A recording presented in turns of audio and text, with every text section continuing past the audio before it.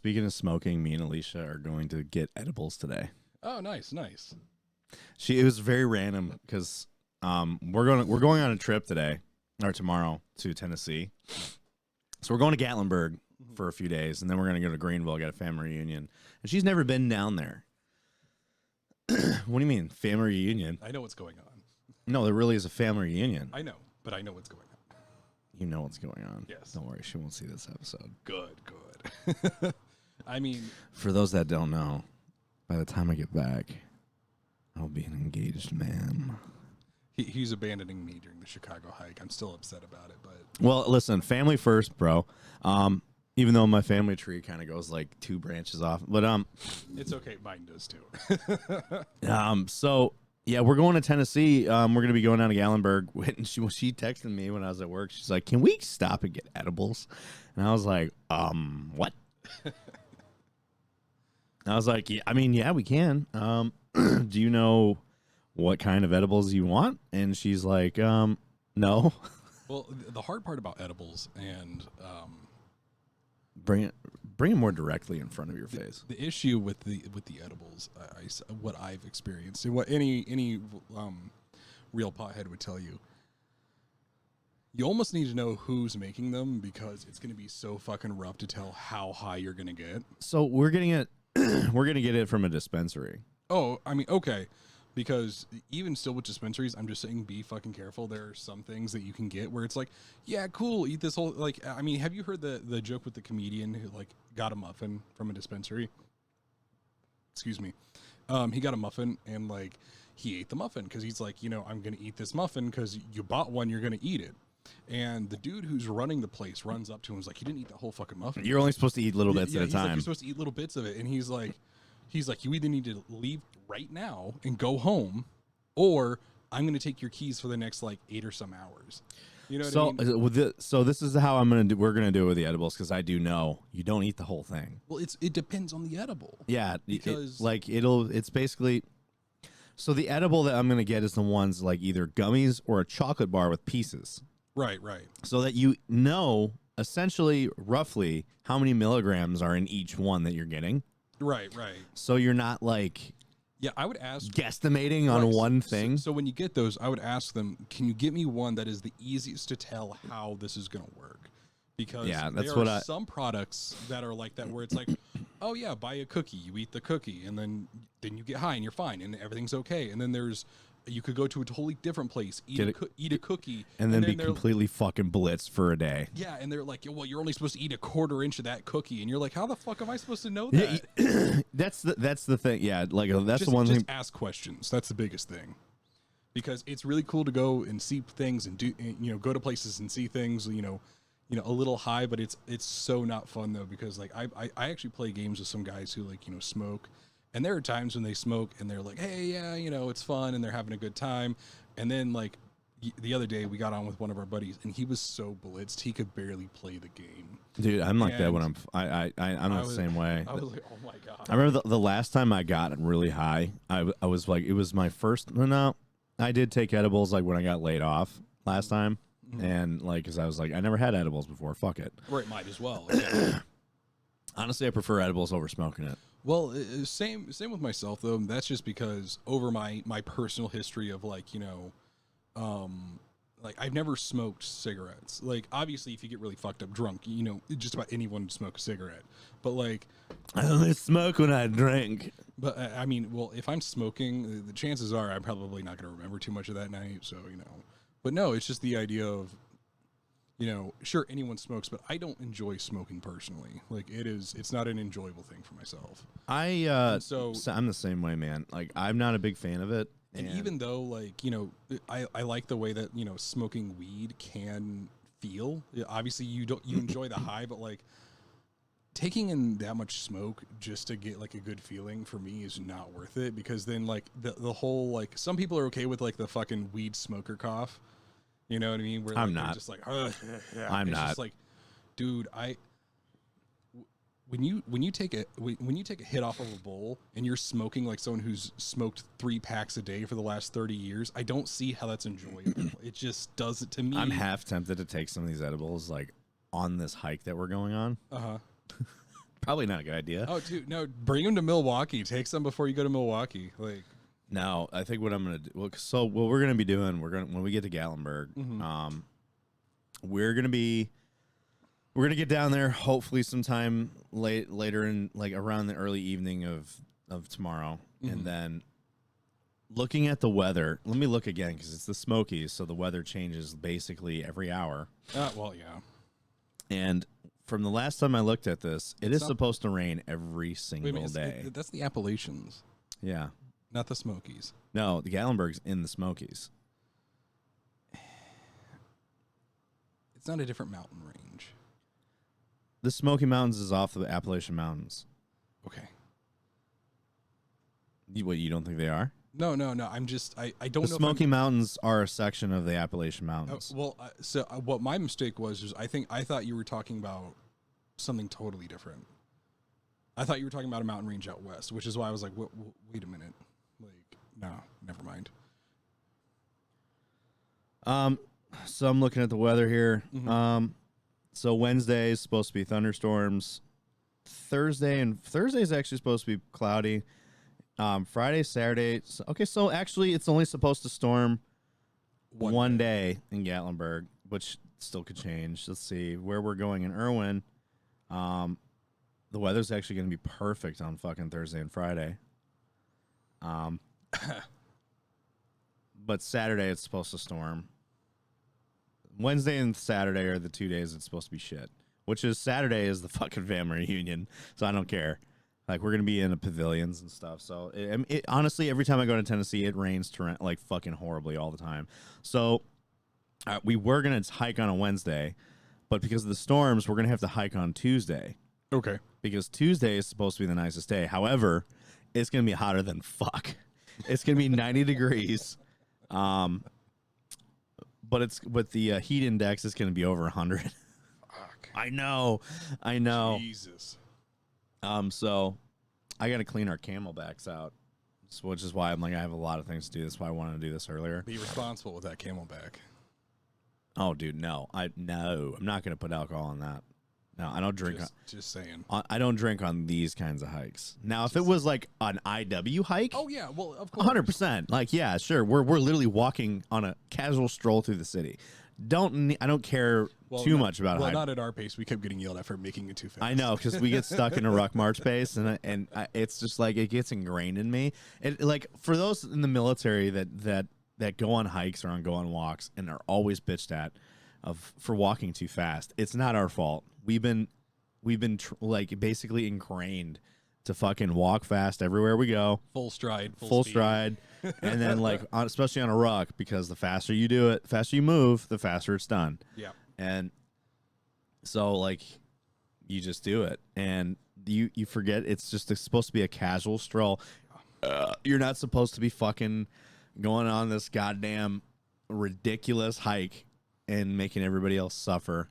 But yeah, no, the hike that we're doing, I've done this hike before. It's rough. It's a rough one. She wants to go see the Ramsey Cascades. I've done this before. I've done this hike. It's an 8-mile round trip hike.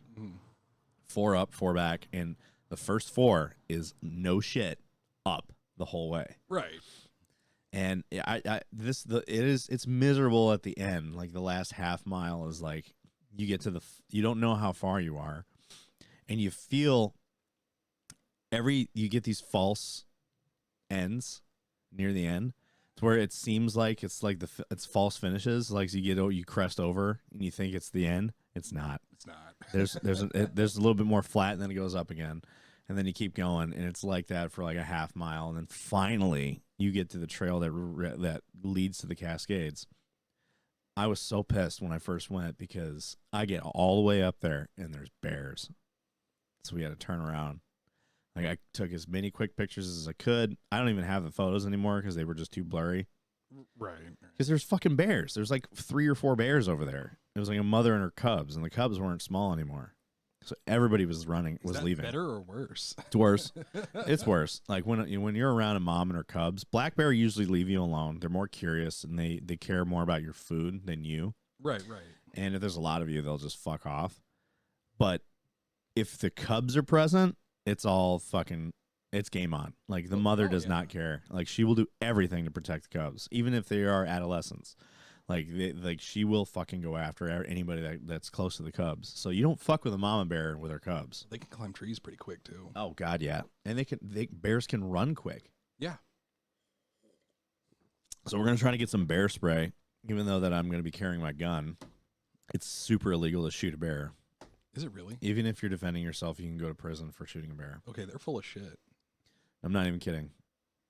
That is such. They tell you before you go on a trail, but they say that like just so you know that it's illegal to shoot bears even if you're defending yourself. Why? That seems like the worst possible. Like they're protected. I ain't give a damn. Especially out of season. I'm like, if a bear is coming after me, I'll go to jail before I get eaten ass first. I'm sorry. Well, I mean, my thing though is anyways that like, and I'm not encouraging law breaking on the regular, but it's just like, if I'm going to be up there, sure, I'll carry bear spray. Like, I have no issue with, trying to do that, but if it's still coming after me or if it like pushes me down, I'm gonna fucking put as much lead as it takes to kill it.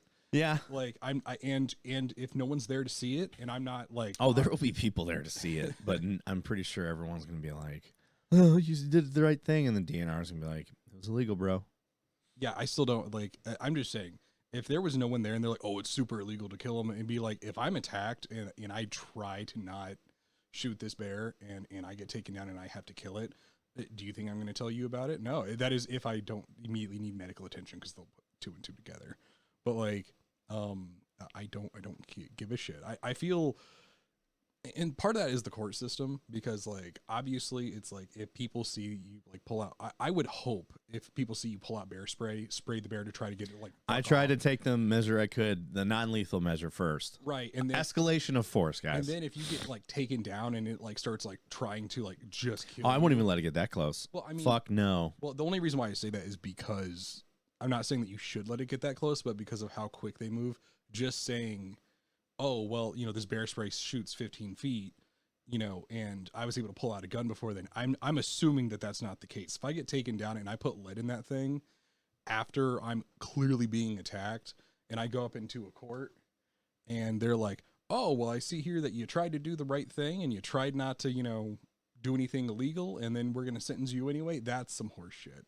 Because obviously, I understand there are some people up there who would look for any excuse to shoot a bear. I do get it. Like, the thing is, I would hope that the DNR will treat it the same way that they do with wolves in Wisconsin, even though it's illegal to kill wolves in out of season in Wisconsin. Yeah. The thing about wolves in Wisconsin, and it's not the same for bears, but like circumstantial DNR around here are pretty fucking cool. Yeah. And also, wolves in Wisconsin are a nuisance.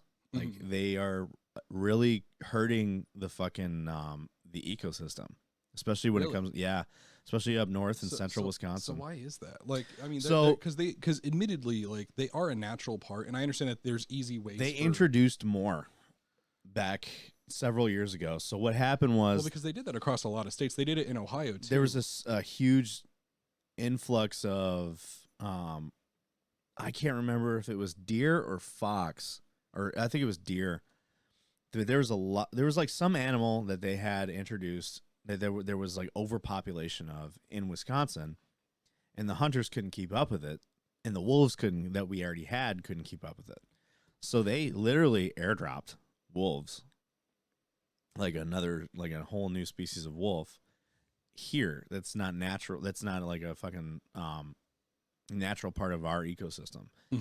And then they just fucked like crazy. And they reproduced like crazy, and they became super overpopulated. So they did it to control one animal because it was overpopulated, and then ended up losing control of the wolf population. See, to me, that doesn't make any sense because what you could do, especially like, let's say a deer problem, right?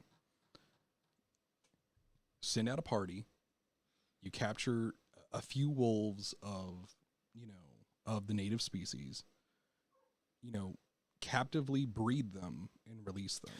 Even still, when they do that, the same issue will happen because the ones that they breed will also breed. So like right, but what I'm saying though, so the population still booms anyway. So is the issue that there are more wolves, or is the issue that there are more wolves because we introduced a different species? It's the issues that we have more wolves. You know, that's my thing though. Is the issues is just that because of the deer problem, there's now a wolf problem because obviously more food means. Let me. You know, if I wish I had like a fucking assistant here that can help look for this shit up. Wisconsin wolf problem. And the reason why I say that is because is the issue that we have a different species and that's why they're breeding too quick, or what? You know what I mean? Because if you need more wolves to help control a deer population, then you could just breed the native wolves. Why would you introduce a species? So here, let's see how old this is. So this is from an article from Wausau, Wisconsin. Let me show it real quick. So the thriving gray wolf population wreaks havoc on Wisconsin farms. Said Wausau. A new estimate shows Wisconsin gray wolf population may have grown to as many as 455 animals, far exceeding the goal set by the state game managers and raising concerns about more conflicts between predators and humans. So we are glad the wolf population is doing well. Adrian Wideven, coordinator of the wolf program in the State Department of Natural Resources, said Wednesday, "We are concerned that some of the wolves in packs spreading into areas where they are causing more problems." So this is super old. This is from 2004.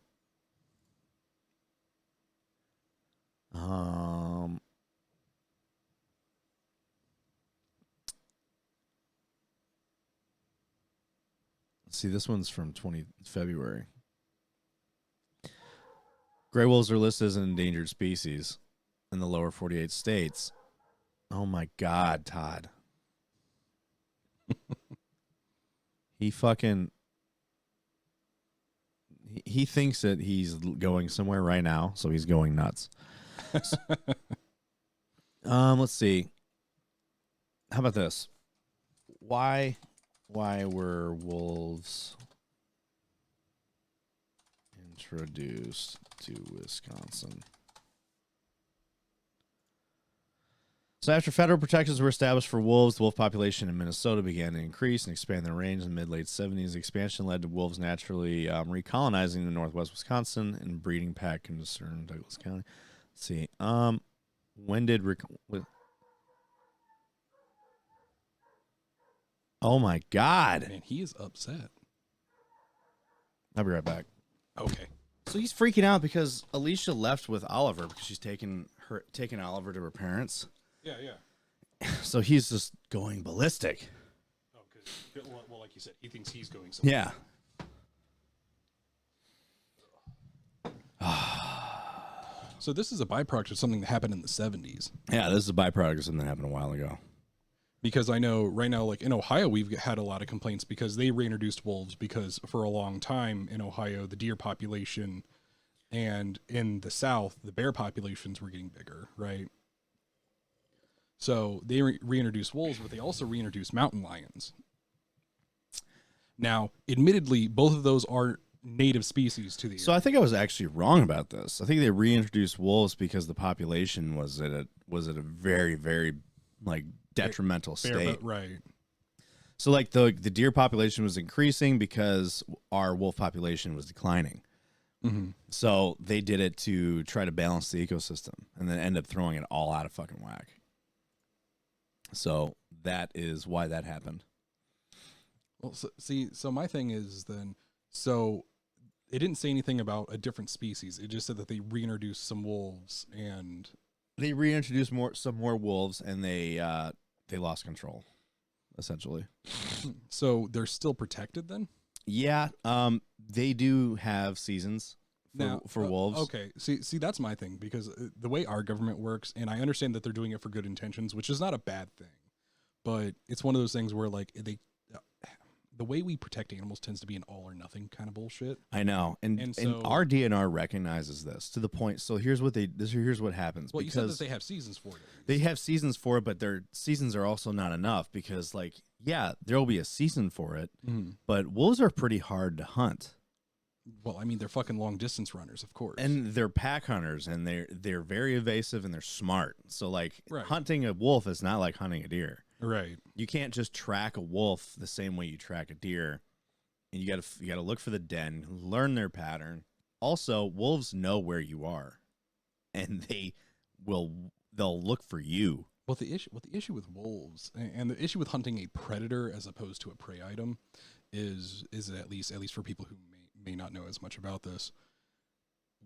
Predators, at least as long as they're obviously not like asleep or engaged in something currently, are always looking for things because that's how they literally survive is by, hey, your food doesn't just come out of the ground like everything else.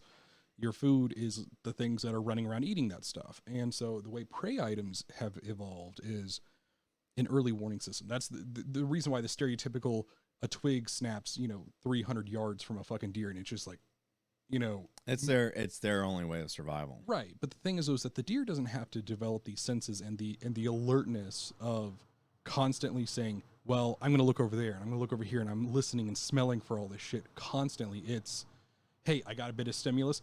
What's going on? It's a reactionary thing. Right. Whereas like you take something like a wolf or a bear that's constantly looking and foraging and constantly scanning their environment for these prey items and for these things. Bears a little less so because they're omnivorous. Yeah. But that's why it's so hard to sneak up on something like a wolf or a fox. Why do you think you don't see foxes? They're around, but they're constantly looking, constantly seeing what's going on.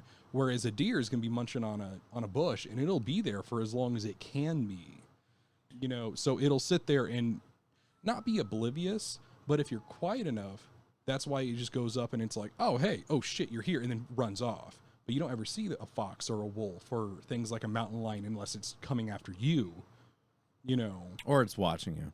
Right. So what I meant by the DNR around here is pretty laxed with it is that very often farmers will kill a wolf that's around the farm and they'll call the DNR. Yeah. DNR will say, just bury it. Okay. Like they're like, bury it and don't ever tell anybody. Like they're just like because they know that the wolves are a problem and they can't hunt them out of season. Well, especially for farmers, it's like, well, do you let it take your livestock? That literally affects their ability to live. Right. Which is why a lot of places, and for people who don't know, that's why a lot of farmers, really have reputations of like either not liking animals, even though they like clearly don't have a bias towards them. It's just you almost have to kill them because that wolf will kill your sheep, will kill your and pigs, the government, like you said, is all or nothing with this kind of stuff. So it's like, even if you do it, it's like, well, that's a crime. And it's like, but hey. But like, especially for like farmers, or especially like in fucking Gatlinburg, if you're getting attacked by a bear, I cannot see. Like, I hope they're just putting up like a strong front to try to discourage people from like antagonizing, actively going for bears, right? Yeah. Because like the issue is if you get attacked by a bear, or if a loved one gets attacked by a bear, or even if like I would hope, I obviously I've not been in that scenario, so like saying like, yeah, I'll go toe to toe with a bear is fucking wrong because it's a bear. And even me with my handgun, I know my handgun's probably not going to do much to a bear. You're probably going to have to shoot it in the head multiple times. And that's if I'm good enough and lucky enough to focus in and do that. And in the heat of the moment, I'm probably not. Oh yeah. The only thing I can do is hopefully shoot it enough to where it doesn't like it anymore, and then runs. Or and decides this is too much, And the issue with that kind of stuff is that like these are situations where it's like, can you, as the law, can you reasonably justify, yeah, well, you shouldn't have done this basic survival, or this basic thing that clearly affects you directly, that has nothing to do with actions that you've taken. Can't we justify prosecuting you? It's the same thing with like the farmer. That's the reason why you said, the Wisconsin, you said the DNR, is like, well, what do you do? Like, are you really going to yell at the farmer for, protecting his property, for protecting, his stuff? Because unfortunately too, especially with like wild animals, if they learn that they can just come in and take this free food at any point in time, you're no longer going to have a farm, because they will come in, and if they learn that this is a place that you can go with no consequence to get free food, they'll eat everything you have. It's not just like oh, well, you couldn't afford to give up one sheep. It's like, no, because if you give up one sheep, you're essentially saying, hey, this is a free food buffet. And then they come back. Yeah, and they come back, not just with like one pack. You won't animals learn individually, but they also kind of learn as a group, because if one pack of wolves sees anything to do with the fact that there's free food here, that there's no consequences, then yeah, they will just come back, and you won't just have the one family of wolves that does that. You'll have multiple. Sorry, I didn't know. Hang on. He thinks he's fucking alone. Hang on. I'm sorry. My dog is just being a big baby. I can't wait till he's at the sitter's house, and then I don't have to fucking deal with him for like 9 days. Anyway, let's get back on track here. So we have several things to talk about. To be honest, I don't know what the track is right now. I don't either. We're talking about wildlife and drugs. So Drugs. Also, I have somebody coming over. Was going to be like a little bit after you left, but she wants to come over earlier. It's going to be the person watching the house while I'm gone. Okay. So I have to get rid of the key and show her everything real quick, and then That's fine, man. stuff. All right, so here's some of our topics today. So you remember the GTA Definitive Edition? Yeah. And how shitty that was? Yeah. Is it Well, worse? Well, actually, how bad it did actually caused Rockstar to scrap the Red Dead Redemption remaster and the GTA 4 remaster. You know, I'm kind of happy about that. See, I am too. And you know, and the reason why I'm happy about that isn't just the whole like, ha, fuck Rockstar, ha, ha, ha.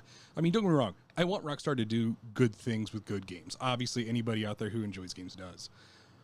You know why they scrapped it, right? Because they were going to do the same thing. Because they would do the same thing, exactly. And that's why I'm like, hell yeah, because to me, this says, hey, they already started doing the exact same problematic process. It wasn't a real remaster. It was just a fucking asset transfer. Yeah, and with an AI that can't look for bugs, that can't look for things that are fucked up, can't, quality control properly. And so now they're sitting there and they're like, oh, well, we have to get rid of all this stuff. That tells me that you guys were going to pump out, what was that, two more games. 2 more games. 2 more, like, well-renowned games. Yeah, and one, you were going to ruin them. And 2, it's just a money grab. Like, that's all that is. It's the same reason why Bethesda does Skyrim. Like, every other year, they re-release Skyrim again. Like, and then now they announced that on PC, it's they've made Skyrim co-op. Did Bethesda do that, or was that just a mod? It's a mod. It's a mod. It's a mod that Bethesda allowed. I mean, don't get me wrong. I can at least appreciate the fact that they said, hey, you guys wanted this. You already did it. We're not going to interfere. Like, I can at least respect that. You know what I mean? Like, that's fine.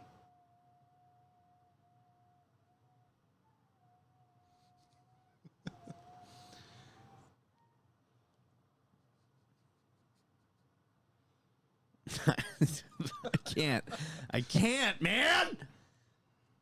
Anyway, also, so the Blizzard executive has been defending Diablo Immortal. And was it you and I that was talking about Diablo Immortal? We did. I mean, I think we've also had conversations with Eldridge about it. It's gotten significantly worse. Like, has it really? How did it get worse? So wasn't it something like you had to spend like X amount of money first it was calculated it would cost you about $100,000 to max out one character. Comes to find out, that's if you have the best luck on the loot boxes. Are you fucking serious? On average, it'll cost you $500,000. Fuck. Why? And at the worst luck, it will cost you just under $1 million. What the fuck? And if you want to max out every single character, like every single class of character on it, it'll cost you several $1 million.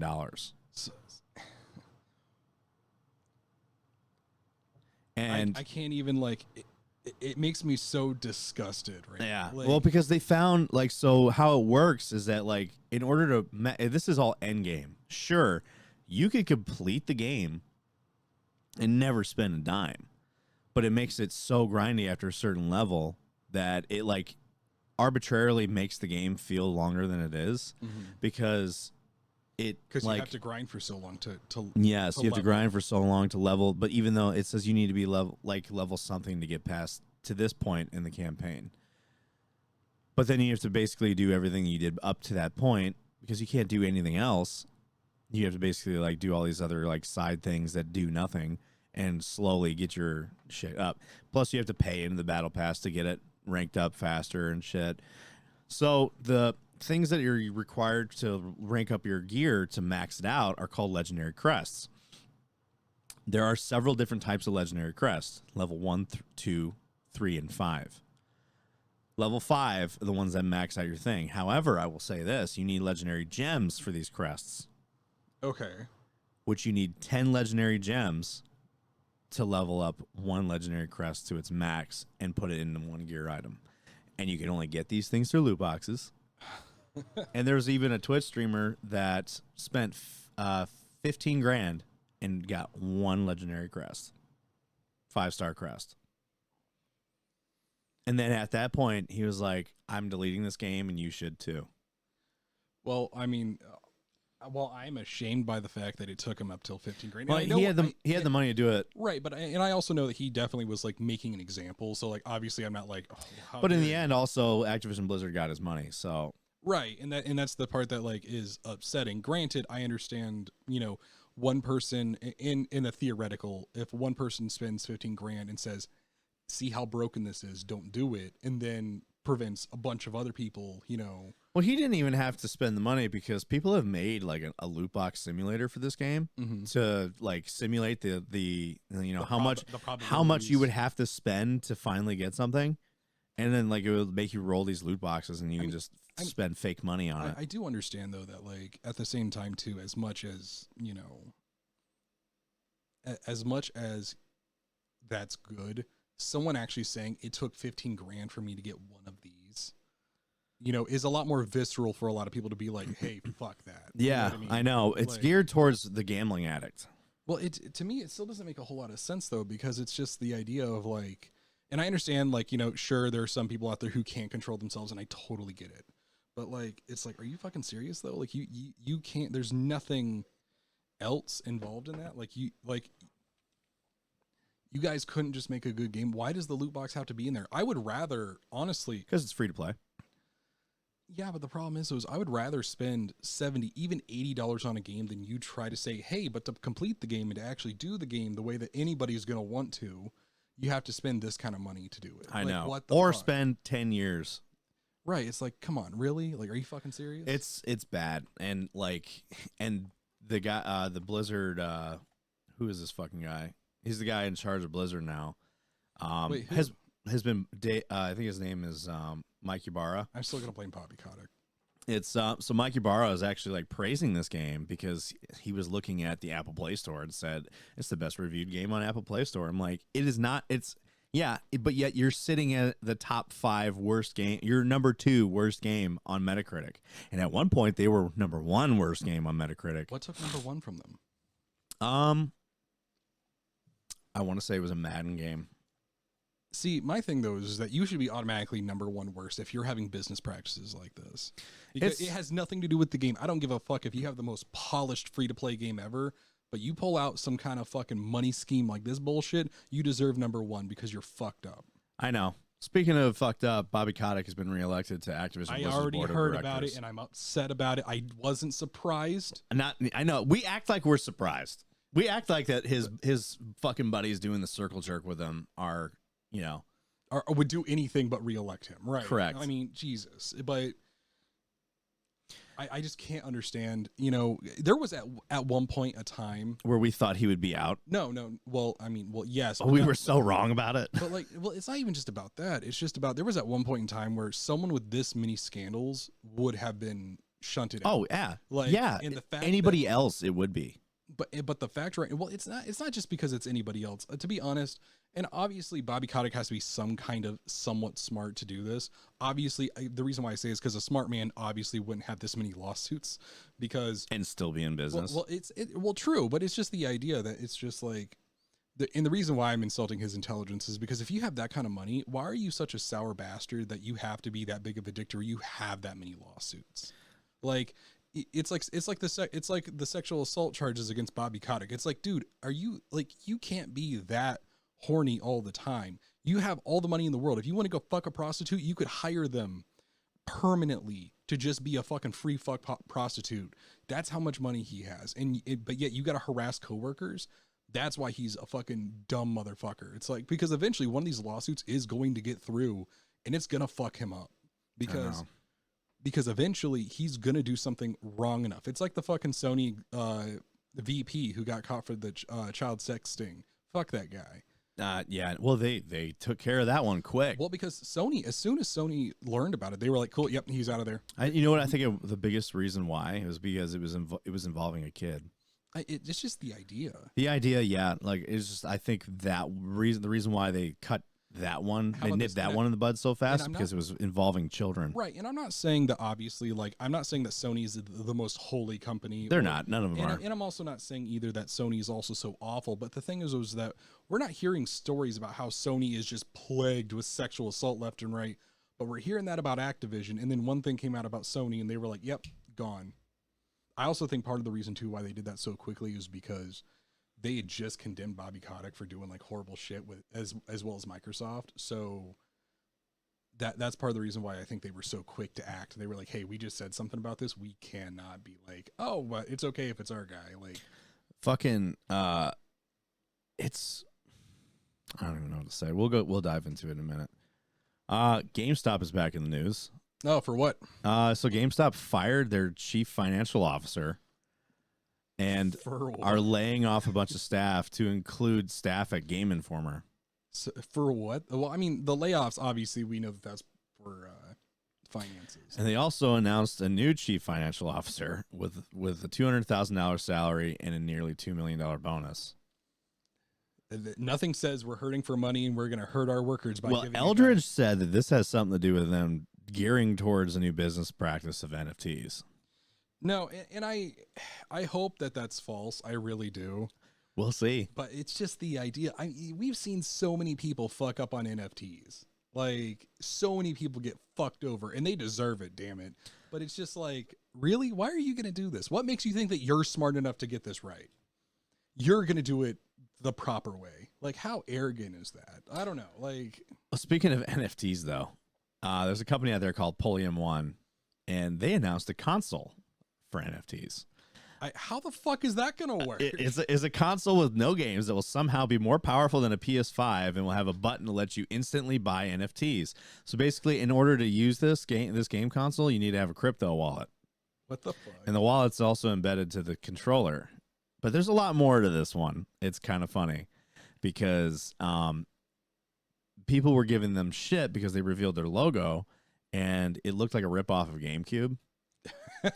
So they redid the logo. Well, but then somebody else found out that, in fact, they don't even have a true concept of design for this console. And the one that they've been showing is actually like just they stole the images from another fucking like Korean console that never saw the light of day. And they just used that. Dude, I bet what ended up happening was they probably got a pretty esteemed message from Nintendo as soon as that logo came out looking like the GameCube. You good? Yeah, hang on.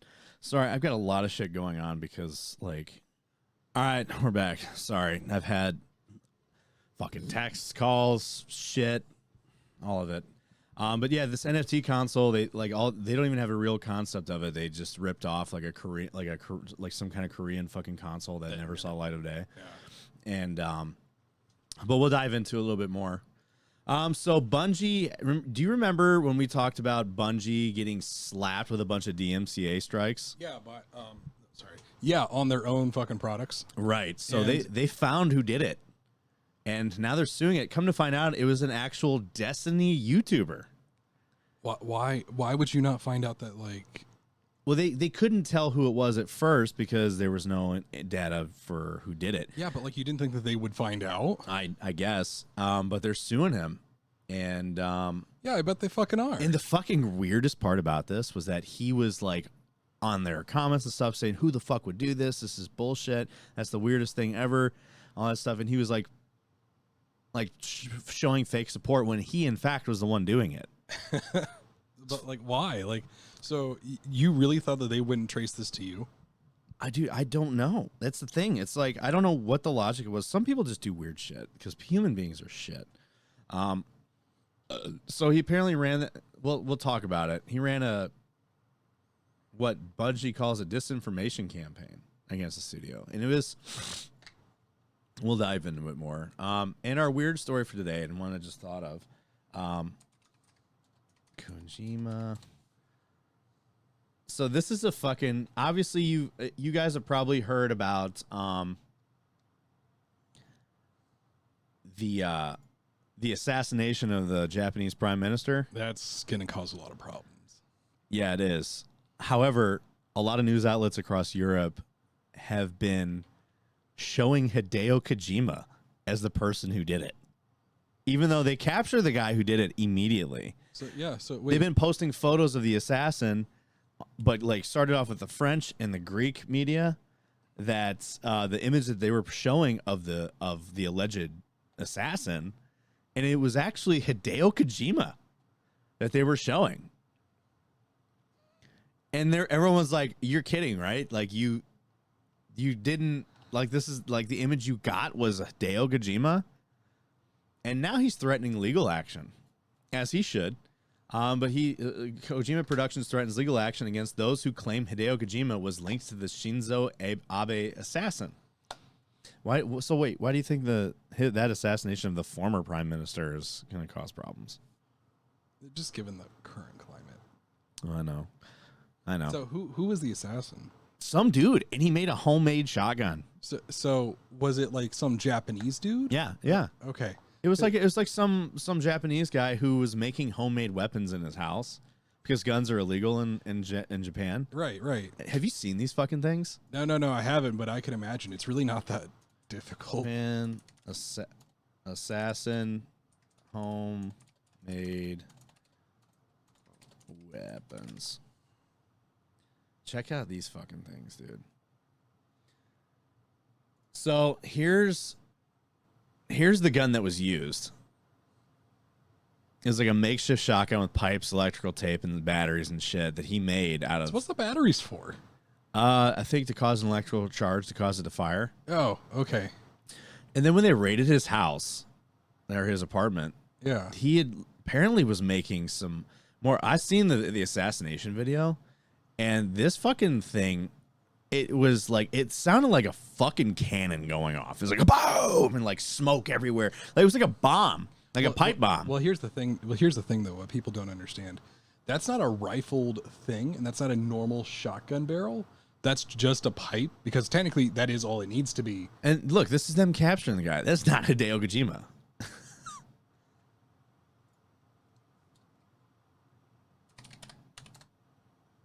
Now, there's another one that they found. Look at this fucking thing. Now, I don't want to go to the article. I'm trying to see. I'm trying to find the one. Here it is, right here. Look at that fucking thing. God damn. Like, how many barrels is that? I don't know, but people were like, look, there's a phone connected to it and shit. Oh, sorry. But good lord, like, holy dude, shit. This thing is fucking crazy. I saw a meme where someone put that image of that cop holding that and under a Cyberpunk 2077 thing. And honestly, the way that the photo looked, it looked legit. It looked like it was legitimately out of a video game. Like this dude literally out here creating fucking Fallout weapons. Dude, like look at that fucking thing. Real shit. Like, yeah, look at that. Look at this shit. Like, is that fucking 6 barrels? 3, 6, and this is a 9 barrel. Is it 9? 9 Jesus barrels. Christ. And he made his own little stock, a cell phone connected to it, all this electrical wire. Like this doesn't, like someone took this image and put like Cyberpunk 2077. That's fantastic. But yeah, I mean, it's nothing to laugh at, the guy being assassinated and stuff. It's pretty tragic. But the meme of this is fantastic. It's just like this is crazy that this guy was just doing this, watching anime and fucking made a gun. Well, you see, this is I'm not going to get political. Are you talking about like if you ban guns, people will find a way? Yeah. Yeah, I know. But they say, well, even though that this is a very like rare case, like yeah, in Japan, different culture than us. Yeah, in Japan, and so that's my problem. And again, I'm not here to get political. Yeah, I'm not either. But like, this is a conversation off the air. Yeah, definitely. But it's like when people ask like, oh, because some people like have talked to me about it. And I was like, well, we can do things correctly and, be safe. And again, this isn't political, not right or left, but like this stuff will happen. Like seriously, all you need is a fucking, all you need is a cap with a spur on it, a pipe to fit a shotgun shell. And it's not that hard to make your own. No, it's not.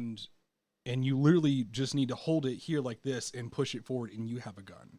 Like seriously, like it's really not that hard. Like that's a shitty one, but you have one. It's a shitty one, but that is still a lethal weapon now. That is still a lethal ballistic weapon, and people don't understand how easy it is. Now, I'm not saying that everybody's going to make fucking cyberpunk weapons. That like as awful as it is, that's fucking impressive. Yeah, it really is. It's like he made a functional 9-barreled weapon through a cell phone, electrical tape, pipe, wood, and he like jerry-rigged some fucking. See, my thing with this is that did he test these at all? Does he know they're gonna work? Like, that's a good point. I don't know. Where would he have tested? And because even if you take the most mad, insane person, if they're doing something to try to hurt somebody, you know that they want it to work, right? Like no matter what, even if they're not worried about their own personal safety, you know that they want it to work. You know what a good place to test that would be? Huh. The suicide forest. No one goes in there unless they go to, do the thing. But that's also another weird thing. Like I'm not like making light of that, but it's just like, why did we designate a forest for that? I actually saw a thing about it, and it wasn't designated that. It was like a forest that became that.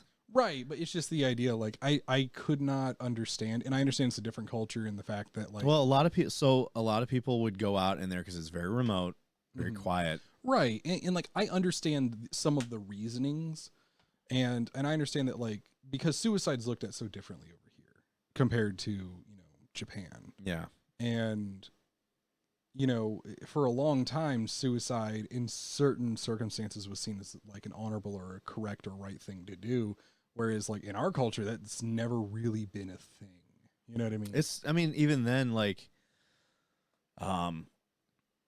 there's a lot of weird theories about why people keep going back in there. But there's actually like a scientific theory saying that because the entire area is volcanic rock that turned into a forest. Mm-hmm. So they think that there's a lot of like magnetic properties of the area that like kind of fuck with your head. See, that just seems so weird though, because I mean, I don't, because like, I don't know enough about that to like obviously like make a call like, oh, I think this, but it just seems so weird because the thing is like, oh, it being remote, it being away from people, you know what I mean? Like, and I definitely imagine that some of the first people who probably ever did that probably thought, hey, they just think I disappeared. It's easier. Apparently people have been doing it for almost 100 fucking years. Right. But like, I could imagine when that first became a thing, people were like, oh, well, if I just go into this forest, do that, and then no one will ever, they just won't know where I am. They'll just assume I went or something else like that. And it's easier on them or, maybe something along those lines. Maybe. But that's like, a whole nother fucking conversation. Man, anyway, we should have a conversation of like aliens one of these days. What we probably need to do is when me and you get more time, we'll start writing down some of our rabbit holes that we get into, and we'll have one podcast episode just to wrap some of that shit up. And we should call the episode "Follow the Rabbit." Follow the White Rabbit. White Rabbit Object. If anyone gets that reference, White Rabbit Object. Let me know. All right, let's dive into Rockstar and their bullshit. So Rockstar reportedly halts Red Dead Redemption Remastered because of GTA Trilogy mess, and this is also including in the GTA 4. So nothing succeeds like success, as the old saying goes. And nowhere that is more true than in video games. Sequels have been a foundation part. Me and Alicia have been playing Red Dead Redemption 2 lately. Really? Yeah. She never finished it, and I just started playing it again because I've been watching Westworld. Oh, jeez. That's a good show. See, all I know is that you've just left me alone. What do you mean? On the PS5. Yeah, I actually had a conversation. Oh, my God. Hang on. Before we get into this. So I went to Verizon the other day. Okay. I ended up upgrading my phone. I have no idea where this is going. It's going towards the PS5. Okay. The guy that I was working with for my phone upgrade admitted to me that he was one of the scalpers. Really? Yeah. And I was looking at him. He's like, yeah, man, it was like my good side hustle. I was making a lot of money off that. I'm like, but he wasn't. He said I wasn't. He wasn't. What he was doing was he happened to get lucky and was able to buy a lot of plays. He ended up getting banned from the PlayStation store from doing it because he bought like 4, and you're only allowed to buy 1. Okay. But like Walmart and Target stuff, what he would do was that he would buy them and like for people that couldn't get their hands on one because he just so happened to get it, and he would just upcharge like $50 to $100 Mm-hmm. for like kind of like a finder's fee kind of thing. Yeah, which is somewhat reasonable. That's on the more tame end. Admittedly, like, hey, that if you go to a store, you buy it and then give it to someone for $50, $100 extra who couldn't get a hold of one. Like, is it really that bad? Not really. But the thing is, if you'd have to kind of know the guy, and if you didn't know the guy, like he would just put it on eBay, and if he couldn't get rid of it, then he would put it on eBay and then fucking crank that up. I mean, and I looked at him and I was just like, so you were one of the scalpers, huh? He's like, yeah. I mean, I had to, and I looked at him and I was like, why do you do this? I was like, what? I'm like, why are you like that? I'm like, here you are scalping all the PS5s, and then your coworker's over here saying that she hasn't been able to get one since the beginning. And he was like, and then his coworkers were like, damn. And I was like, yeah, motherfucker. Well, why would you say that shit? Like, that no one's gonna like you for it. Oh, I know. It's know what I mean? Like, so he wasn't one of the guys using like a bot to like immediately. No, he was using a bot. Was he? Yeah. Shitbag.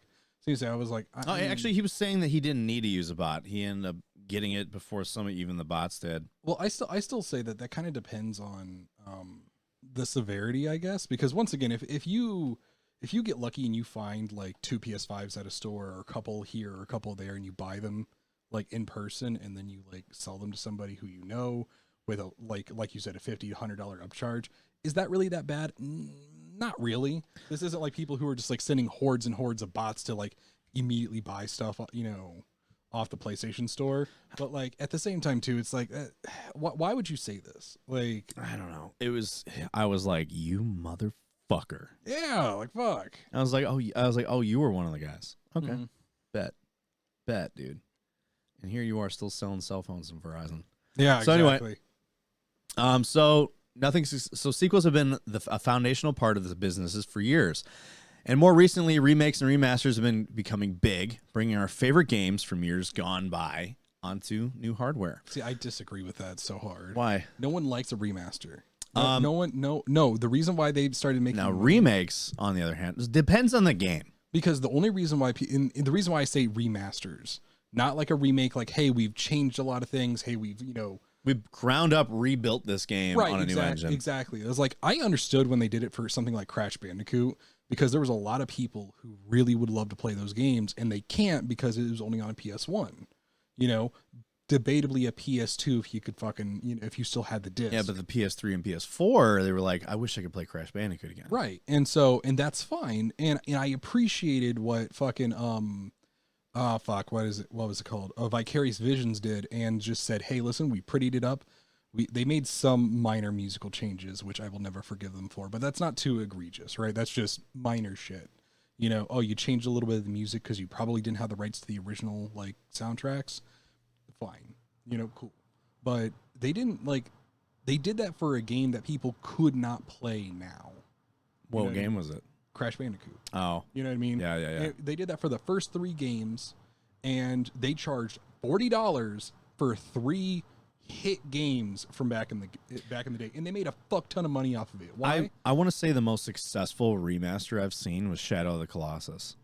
I don't know how well that one did, just because apparently it won awards, even as a remaster. And here's my thing though.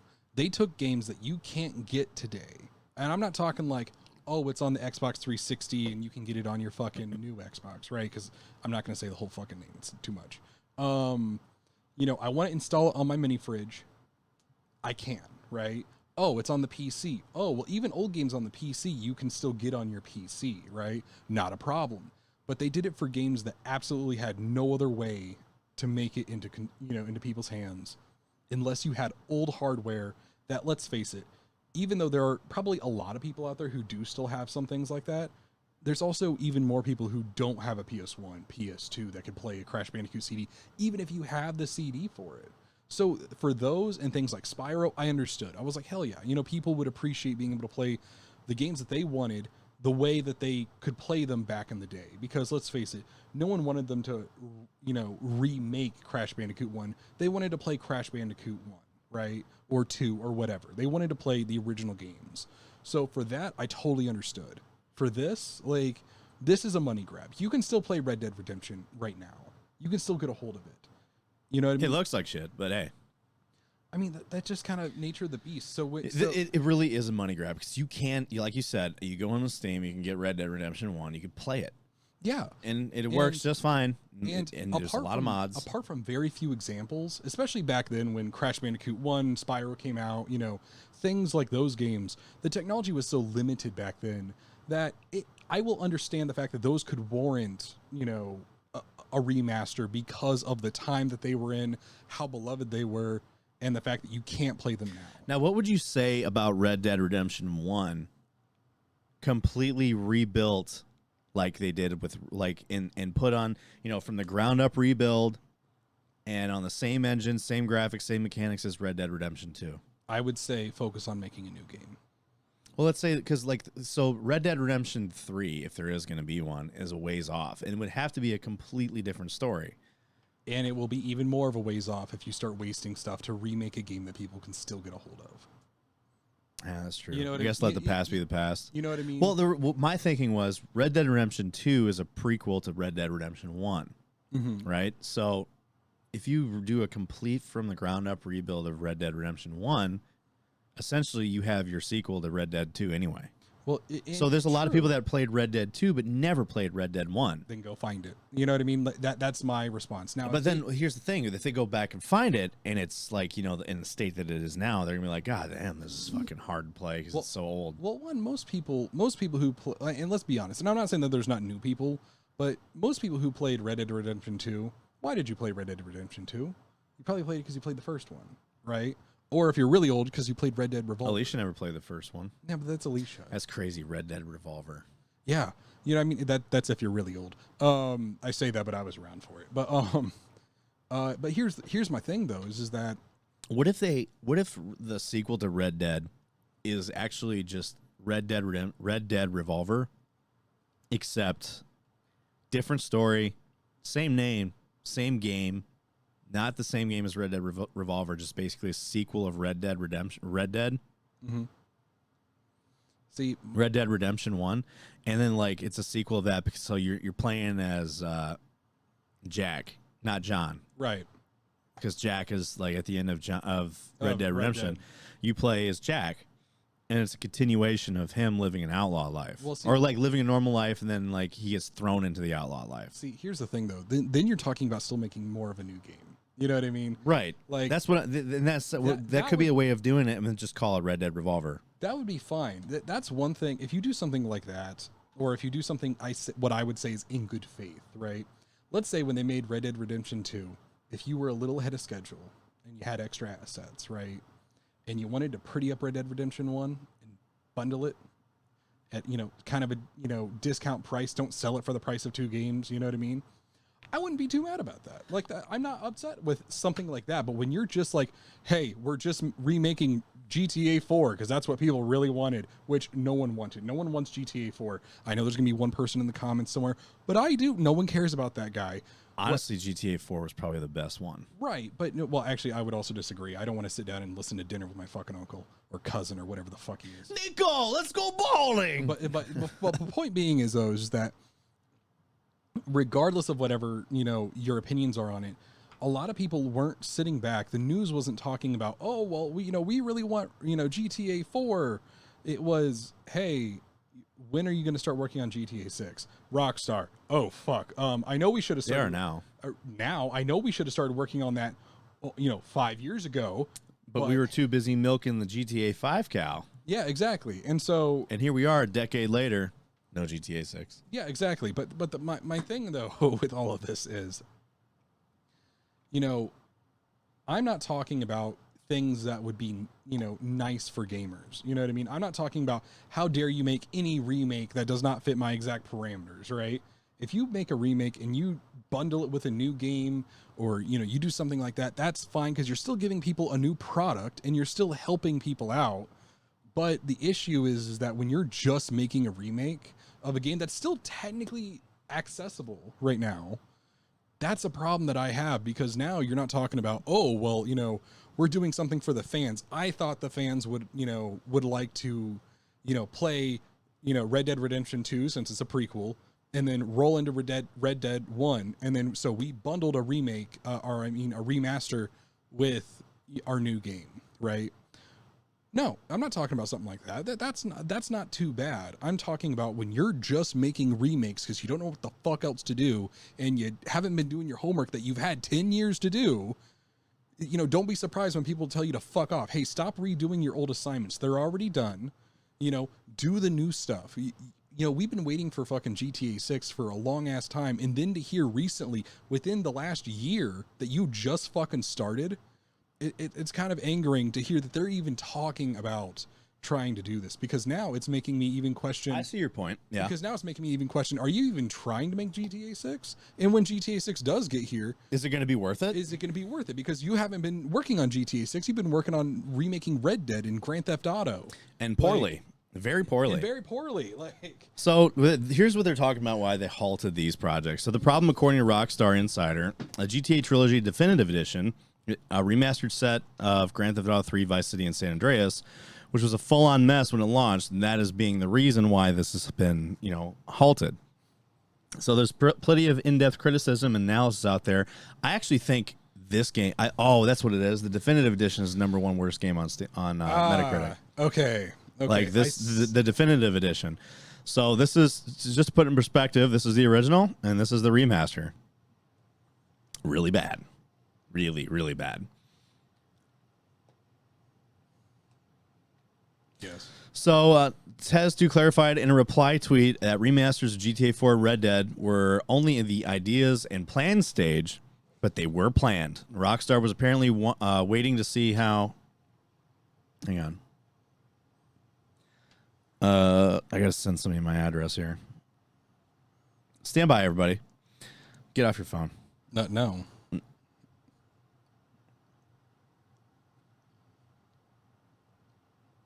Okay, let's see.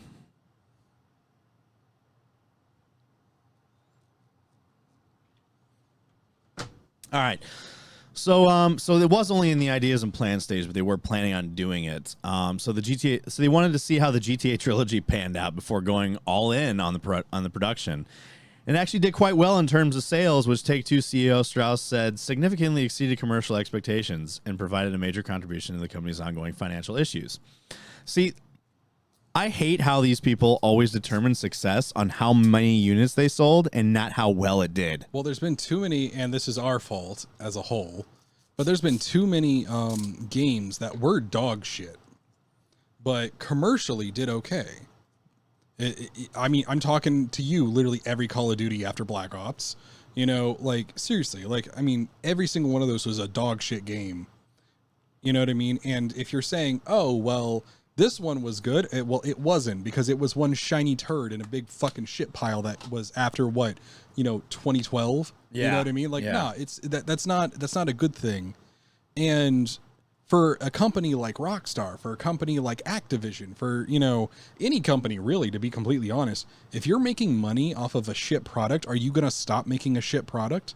No. You're not. You're going to keep making it because it makes you money. And the only one that I think in recent history that took legitimate backlash, which I think is partially contribution as to why they're so successful now, was From Software. They made 2 good games, right? Not a problem. Demon Souls, Dark Souls 1.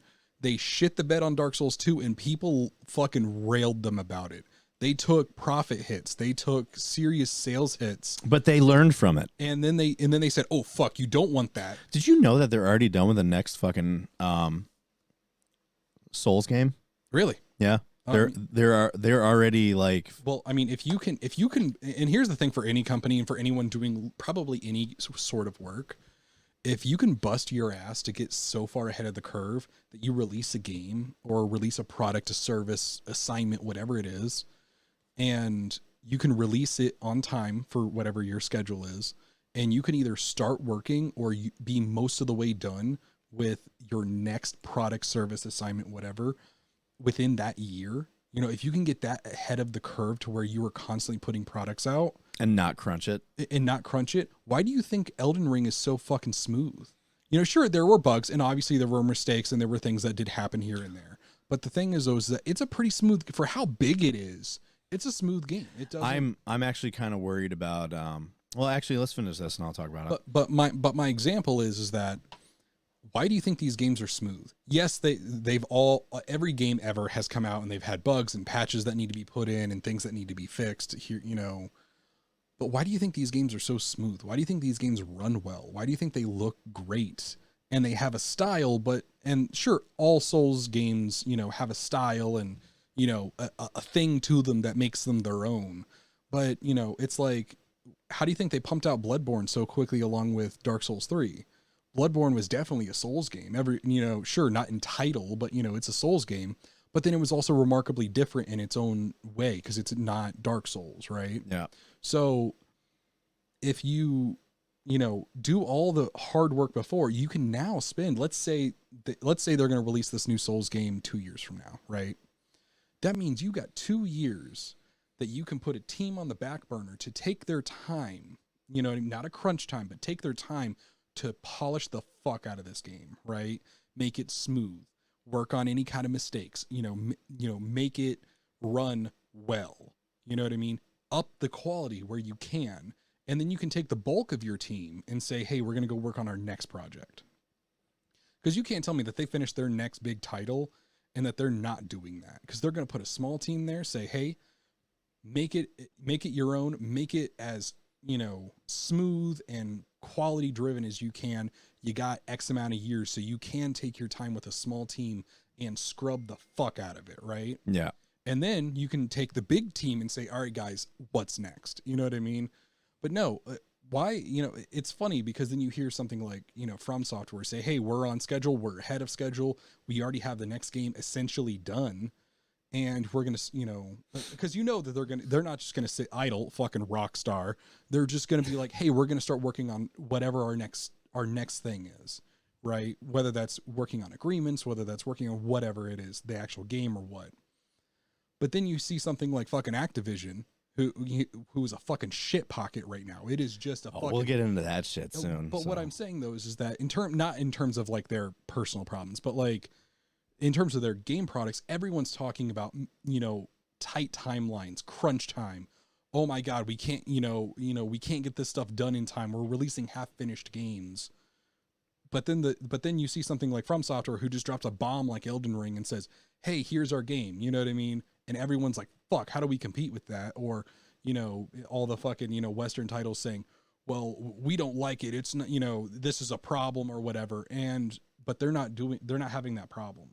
Like, I don't know. To me, it's pretty apparent that, like, every single one of these companies just almost doesn't know how to run a fucking business. They definitely fucking don't.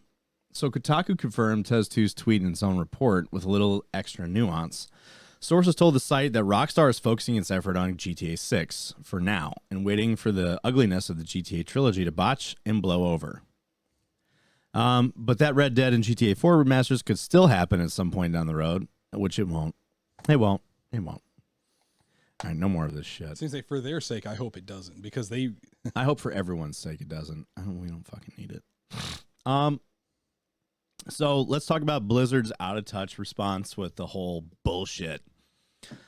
And they're rating their success off of the amount of downloads it's got, which it has 15 million downloads. See, this is still what I'm talking about in the fact that, like... They're gauging their success on the wrong thing. Yeah, 100%. They're not gauging their success in the fact that, like... And the fact that they made exorbitant amount of money off of this fucking game already. Well, and I wonder why. Well, I can't imagine why. Can you? I mean, well, that one guy did put in 15 grand.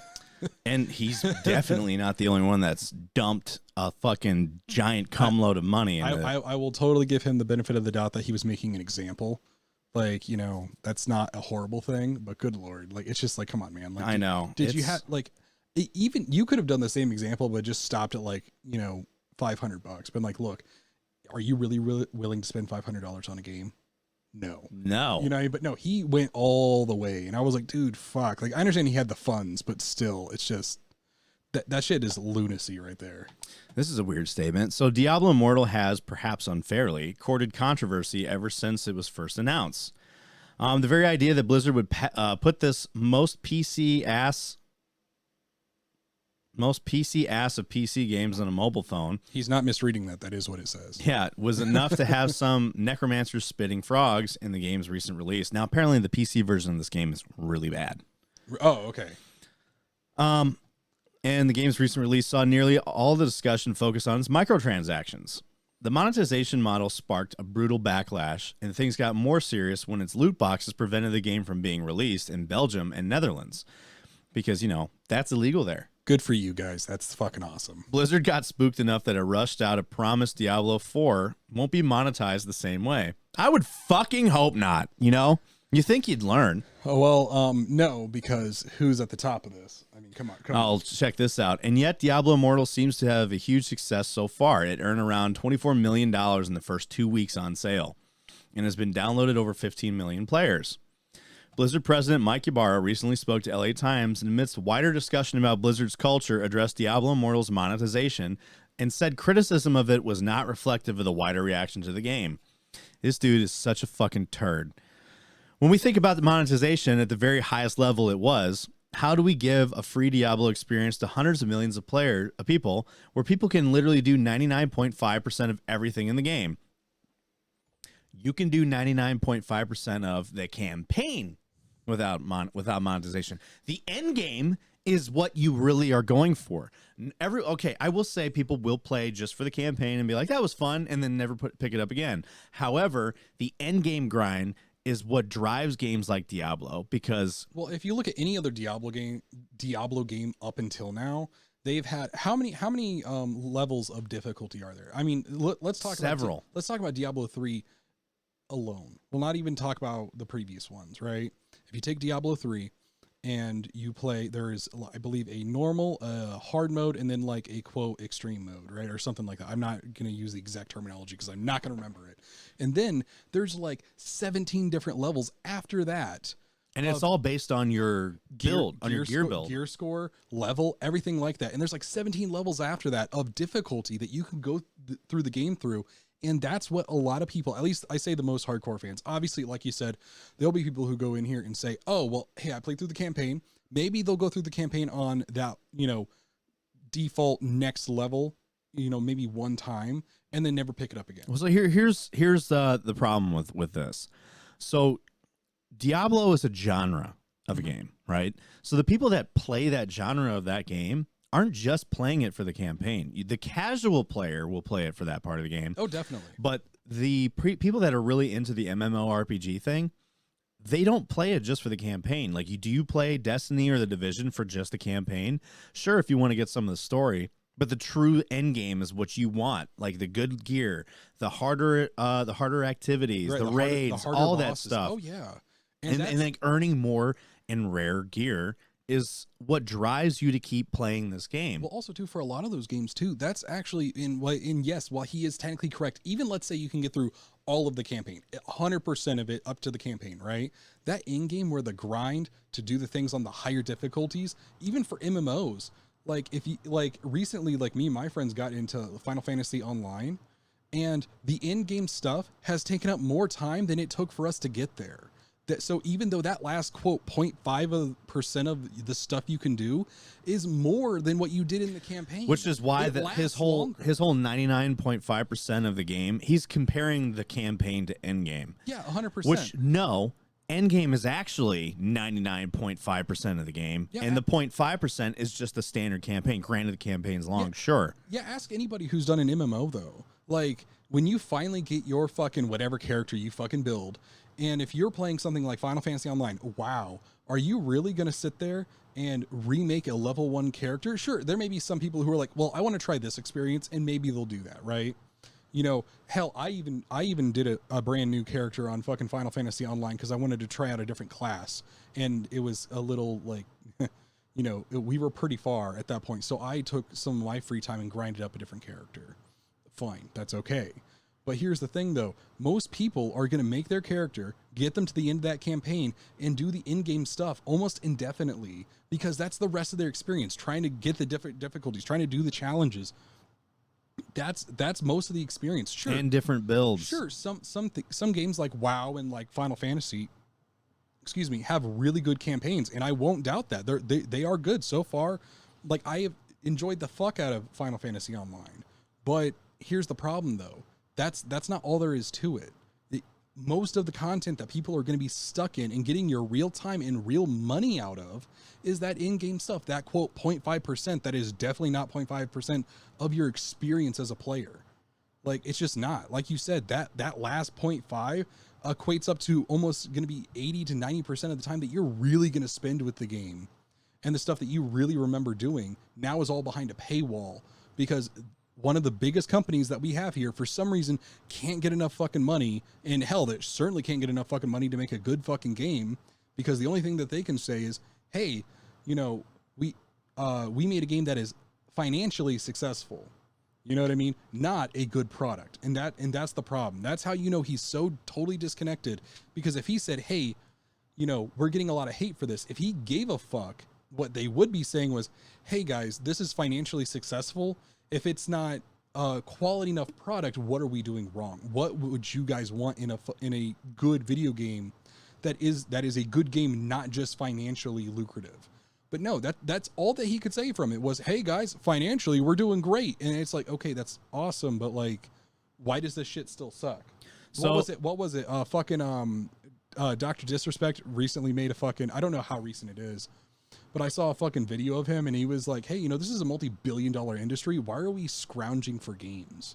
He's like, I saw that too. Games? He's like, why do I have nothing to play? We have multi-billion-dollar companies out here that make games. Why am I struggling to find something to play? Because it's not like it was in the old days when I was a kid, where yes, there could be a game that comes out that was, you know, not commercially successful, but is a hidden gem that people fucking loved later. You know, on. and that's why I've been on PC. That doesn't happen now. So this is why I've been on PC a lot more, because there's a lot of like, I know the indie community is a lot stronger. Dude, the indie community is, this is why, like, my happiest thing about getting a PC is that I am not limited anymore to what I can play. Mm-hmm. There are so many things, and that's why when I play Hell Let Loose, which I've been playing a lot of, I mostly play it on PC because, one, it feels better to play it on PC, mostly because the controller, like playing on a controller, it feels very clunky. If you play it on PC, it's a smoother experience. Like the movement's better, like just the UI is so much easier to use. Right. But not even outside of that, but like there's other games out there that you will find within the genre that you like, that are made by indie companies that are still really good. There are now, do they have the funds that these big companies have? No, but they don't feel as complete. But the thing is, they're works in progresses, and because they're indie companies and this is their product, this is what they have to ride on, they're committed to making that work. Well, there's a lot of smaller games that have come out on like PC or something that, you know, and some of the more successful ones definitely do make it to console. Like it's I was talking about Hunt Showdown. Like I got that on early access back in like 2017. Well, now there's a new game that's like Hunt Showdown in Tarkov. It's called Frontier. Oh, have you heard of it? Mm-mm. It's. I mean, it still needs some polishing, but it's a free to play game on PC, and it's a lot like it's like a cross between Hunt and Tarkov. That's kind of cool. And a lot of people have been playing it. But yeah, like when I first played Hunt, it was not near what it was now. No. But now that they got more support, they had an original fucking idea. I don't know if they were the first ones, but still, point is that, you know, a Western, you know, PvPvE is, you know, I don't know too many other games like it. Even if you take some games in concept that are, you know, in that same vein where you fight other players and the environment, like, you know, sure, that has happened before, but it was an original concept and they got a lot of support for it. And then now they have a big title launch for a much smaller company. Like they're not some big, you know, they're not an Activision. They're not, you know, no, they're not. They're not Bungie. They're not, you know, Sony or Microsoft. And they still made a good game. And for a while, that was a game that wasn't very popular. Like there was 2 or 3 years where I'd played it and no one fucking knew what it was. But in terms of consoles and in terms of these big companies, you don't have those like that anymore.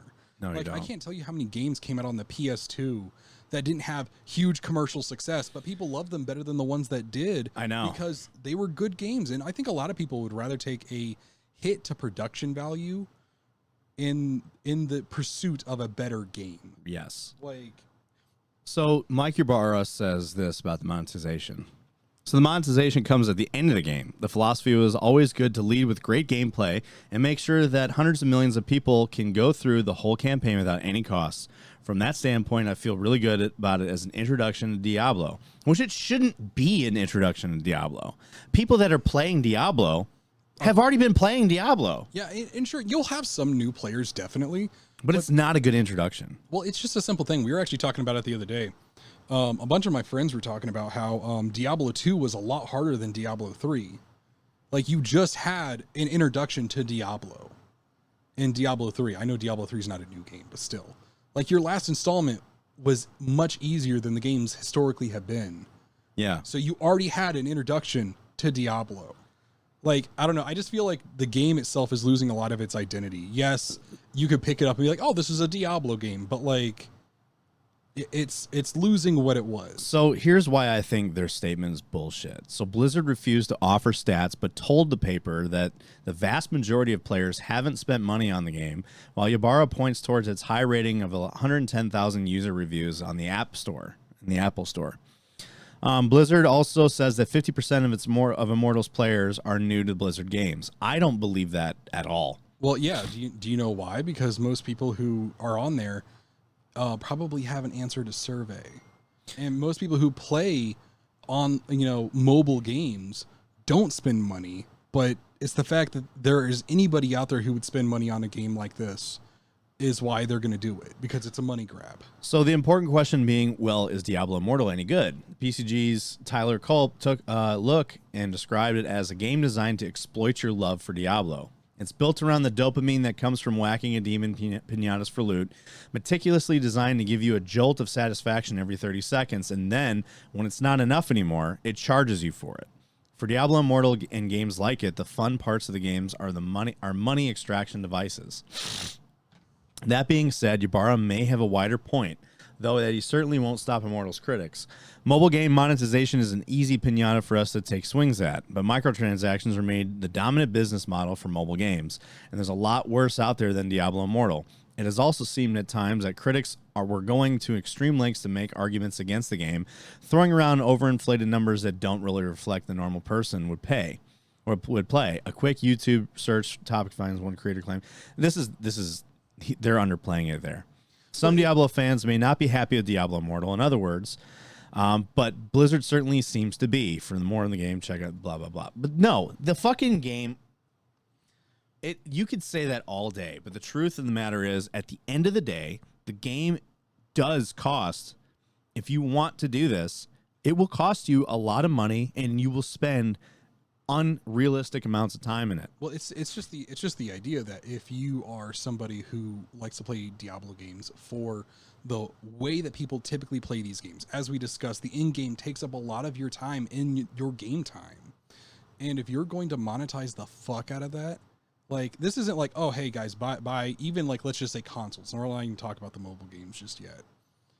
Even if you're talking about a console, you say, hey, there's a $20 battle pass, and that'll get you anything that you need to get to play the game the way that people who love this genre typically play them. Mm-hmm. That's fine. No one's mad. But then if you take that battle pass and you fucking neuter the damn thing and say, hey, you need to pay $20. This essentially isn't really going to do anything for you. Sure, it may unlock some things for you, but it will do almost nothing. Won't help you level up that quick or anything. But you need to spend even a couple $100 is unfucking realistic. No one's going to want to pay for a game and then pay for a battle pass and then pay for this. And the reason why I say that is, yes, but Diablo Immortal's free. I was like, yeah, it's free, but this business model doesn't go away. This is transitive property. I hate to say that, the shoe fits all, but Activision and Blizzard have shown their hands in the past. They're not planning on letting this be the same thing, because by the definition of the way that they've done this, you can go through the campaign. We made it to where it's not paywalled. I was like, so they're going to do the exact same thing with Diablo 4, right? Hey guys, you don't need money to get through the campaign. Then what happens to the rest of the game? The part that you want to play, the part that you want and that you're going to spend the most time on. I am curious to what they're going to do with Diablo 4. It's going to be fucked up because you guys can't get enough fucking money. Are you serious? They're so full of shit. Even if it's marginally less egregious than this is, because of an actual game tag price, that's still unrealistic. There's no fucking way, because no one's going to want to spend that kind of money. And until people, but they will. I know, but until people stop doing it, it's not going to happen. Like, it's not going to change. This is why I tell people all the time. When I did a live episode with Eldridge, people were talking about like, oh man, should I get the new Call of Duty? I said, wait. No. I said, stop pre-ordering games. And I actually did convince a bunch of people, don't pre-order it. Well, there's only a couple of games that I would ever pre-order, and one of those was the Crash Bandicoot remake. I will never pre-order a game again. And that was I won't even pre-order God of War. Yeah, well, because you don't know what the game's gonna fucking be. No, especially like, so I'm actually kind of concerned about it to a point. I wonder how many people actually pre-ordered games and then said, "Oh fuck," Most of them, because they got into the game and were like, "Oh shit," because guys, I'm not gonna lie. You're not spoiling a game by waiting to see, on opening day, is this dog shit? No, you're not. Like, you're not spoiling it. Plus, with digital purchases, you're not missing out on being able to buy the game in the first place. That's the other thing. But the reason why they get it, and like someone even said, I pre-ordered Vanguard because it had all these extra things that came with it. But yeah, it was all cosmetic face value things. And in the end, they said that I don't even play Vanguard anymore because I didn't like it. It sucked. And I kept telling people this. Stop pre-ordering games. I even said Vanguard was going to suck. No one believed me. Guess what? Vanguard sucks, and now they believe me. But Cold War sucked too. I said that would suck too, and nobody would believe me. They said, "Oh man, you're just you're wrong." I'm like, "How am I wrong?" The last 6 games have sucked, dude. Shit. Us doing this podcast, we've been able to identify patterns of behavior when it comes to game releases, and when you see the same pattern of behavior from a shit launch being used for the next launch, it's a red flag. And then you see these games, and then like all the stories about like, well, they had developmental issues, they had issues with the engine. It's a new engine. They were releasing games yearly, and no one thought, hey, this is a bad fucking sign. As soon as that started, I was like, that doesn't sound very good. Sure, it doesn't sound sustainable. It's one thing if you busted your ass to put another title out that year because you thought, hey, we didn't do as well on this one, we're gonna bust our ass early on this, and they came out, and that was like a one-time deal, or once in a rarity, once in a blue moon. Fine, okay, cool. That's not too bad. I'm not gonna be mad if you busted your ass to really get out another product in a different time frame, right? Cool. But as soon as they started announcing, and this was way back, as soon as they started announcing, we're going to release this shit yearly, that was immediately a red fucking flag. I was a fucking teenager at that time, and I still thought, fuck, that doesn't sound very good. How long has it taken historically for anyone, even in modern times, when the technology has been more advanced, how long does it take to make a fucking game? Years. In Call of Duty, and everyone was like, whoa, I wonder why this Call of Duty fucking sucked. It's because they fucking shat the thing out in a year. Yeah, I know. Like, no fucking wonder. Speaking of Activision and Call of Duty shit, Bobby Kotick is still staying with Activision. Dude, I almost want Bobby Kotick to date Amber Heard now. That's how bad this is. That's the one case out. Those two together would probably kill each other. That'd be fantastic. Bobby Kotick has been reelected to the Activision Blizzard's board of directors because he sucks all his friends' dicks, and they like it. Dude, he must have the loosest asshole in the world. Has to be. His farts are like. So Bobby Kotick, CEO of Activision Blizzard, has been successfully reelected to the company's board of directors for another year. The decision was made as a result of the company's annual shareholder meeting on June 21st, the outcome of which you can read full right here. I don't. The sad part about this is even if he didn't win the re-election, that anyone else they would have put up would have been just as bad because they're all in the same fucking circle. Oh, I know. And then when they did the internal investigation on all the misconduct, they determined that there was no wrongdoing. So Activision investigated itself and determined that that itself had no wrongdoing. I just cannot fucking believe the audacity to just say we're not going to do an investigation. Like, don't. No, they did. They did an investigation. I know that they did, but like, they did. But just tell me you're not going to. Like, that's fine. Like, I would rather take that than you be like, well, we looked into it and found out that we're totally fine. Like, whatever. Like, fuck you. So Activision Blizzard has been embroiled in numerous allegations involving sexual workplace misconduct occurring within the company. Blizzard president J. Allen Brack, who was specifically named in the initial lawsuit, stepped down less than 2 weeks after those initial allegations in July of 2021, so a year ago. In November, over 1,300 Activision employees have signed a petition demanding Kotick's resignation. Most recently, the company's board of directors came to the conclusion that there was no evidence of any reported harassment of colleagues being tolerated by the company's management. What I just said. You know, I wonder if that one dude was kicking himself in the ass because he's like, man, I could have just stayed where I was at. No one would have gave a fuck. Yeah, I would have kept my job. So other companies, including Nintendo, Sony, and Microsoft, which in the process of acquiring a Call of Duty publisher for $68.7 billion, have expressed concern over the ongoing reports of misconduct. Activision Blizzard has been hit by multiple lawsuits as recent as March 2022, highlighting that there have been 700 reported incidents of sexual harassment and discrimination within the company's so-called frat boy environment. Kotick has previously stated that he would be open for quitting if the ongoing issue couldn't be resolved with speed, which as I can see, it hasn't been resolved with speed. So what's up, Bobby? Like, what up, dude? You gonna quit? Is it time to step down? No, man, that money's there, and my buddy said I could stay. Oh my god! Like, no. Well, I mean, there was a resolution. They said there was nothing wrong. It's fine. Fucking morons. Fucking Christ. So earlier this year, the company reached an $18 million settlement for one of its actions it faced. Reports suggested that Kotick may leave the company once Microsoft deal is finalized. It appears that the board of directors at Activision is satisfied with his performance and handling of the recent scandals.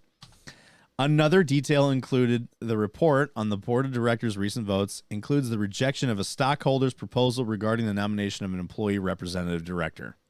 So not only did they keep him, but they also rejected the stockholders' proposal about having an employee representative be their CEO. Of course they did. I mean, why would you want that? That's not beneficial. However, though, I will at least have some faith that when Microsoft eventually takes us over, he will be gone. Like once all of his they won't reinstate him. Yeah. Once all his protection. If they keep him, I will be shocked. Well, I will be absolutely shocked. Oh no, definitely. Like I don't think very well of Microsoft just because in general Microsoft has done some really shitty things in the past, but it was never this bad. No. You know what I mean? Like, so I cannot imagine them saying this is too much. Oh, definitely. Like I definitely imagine that like they probably won't say it out loud because he probably has some form of protection. And then they'll probably at the end of his term be like, Kotick fulfilled his contract and we decided to not renew him. Exactly. But behind closed doors, he's like, so you guys going to keep me? Fuck no. They're like, no, we're not keeping you. We're not like, it's up to us to keep you. And after your shit's done, we're not keeping you. Hell no. When you're up for re-election, you're not getting the votes, homie. Oh yeah, definitely. Like hell no. Like speaking of, corporate shit. So GameStop fires top executive and layoffs include staff at Game Informer. So the video game retailer GameStop, which is alive still for some reason, which is in the process of pivoting its business around crypto, has fired one of its top executives and laid off a number of staff, including members of Game Informer. In a filing with the U.S. government, GameStop said it terminated Chief CFO Michael Recupero effective immediately. Recupero started as GameStop CFO just about a year ago, and so he didn't even make it a year. I remember when they hired him on. It's funny because if I remember, this guy was actually the CFO for I want to say he was a CFO for a big company, and he left to go be CFO at GameStop. Mm-hmm. And I wonder what it was though. Like, why did they? I don't remember.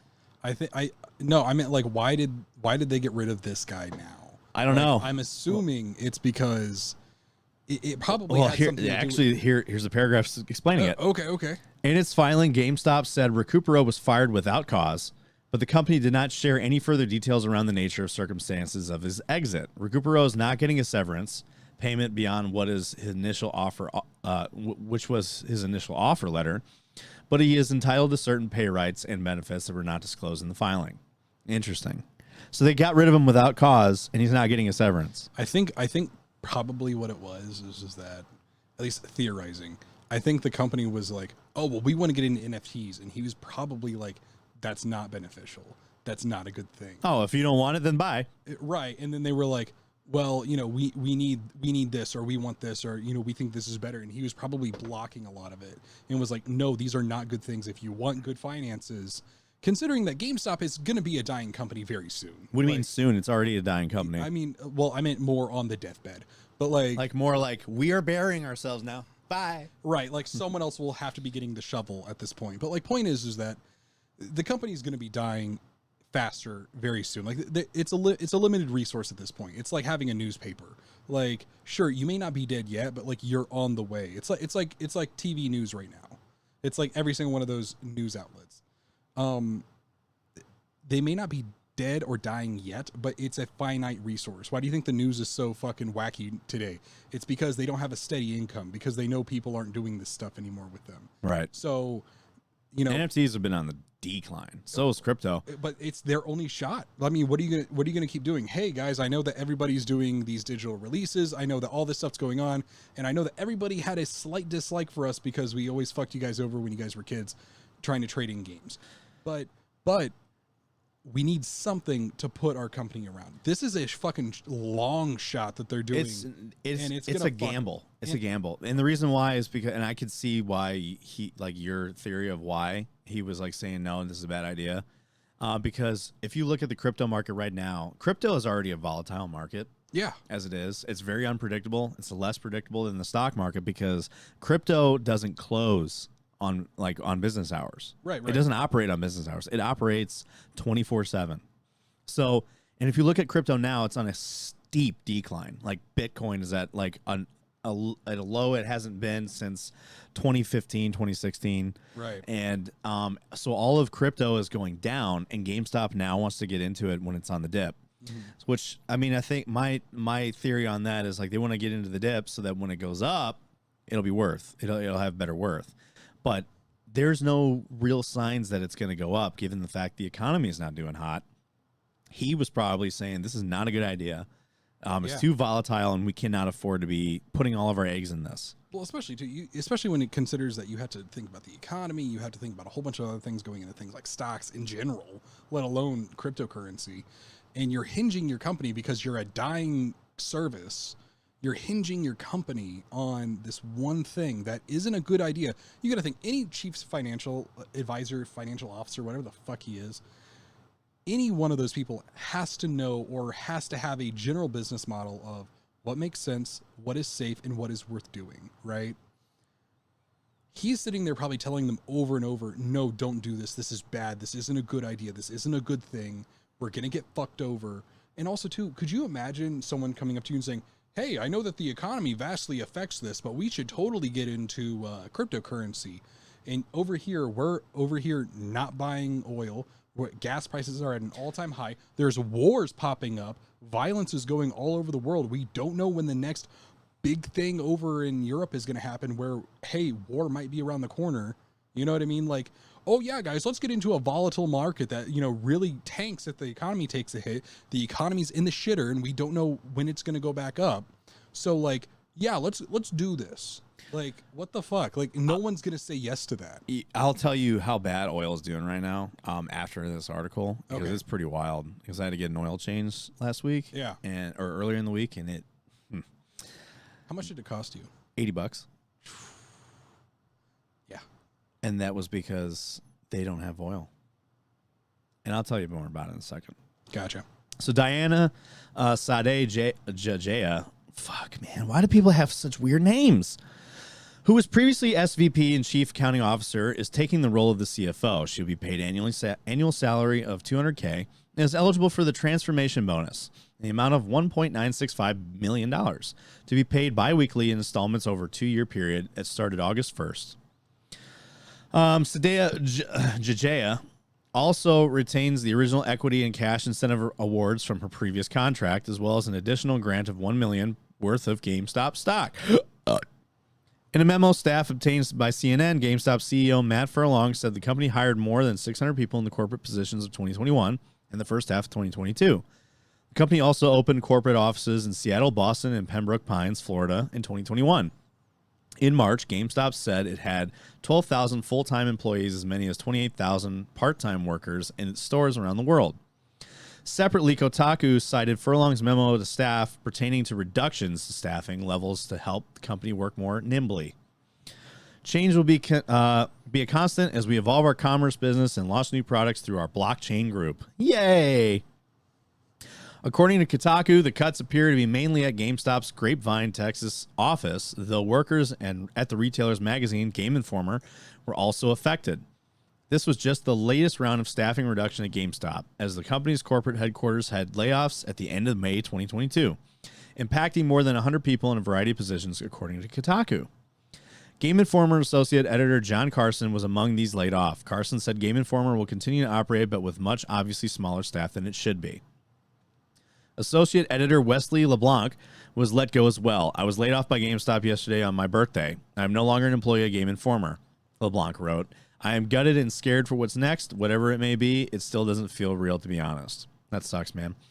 Jeff Averitt, Game Informer's creative director, who had been laying out the magazine for the past 14 years, was also impacted by the cuts. That's kind of crazy.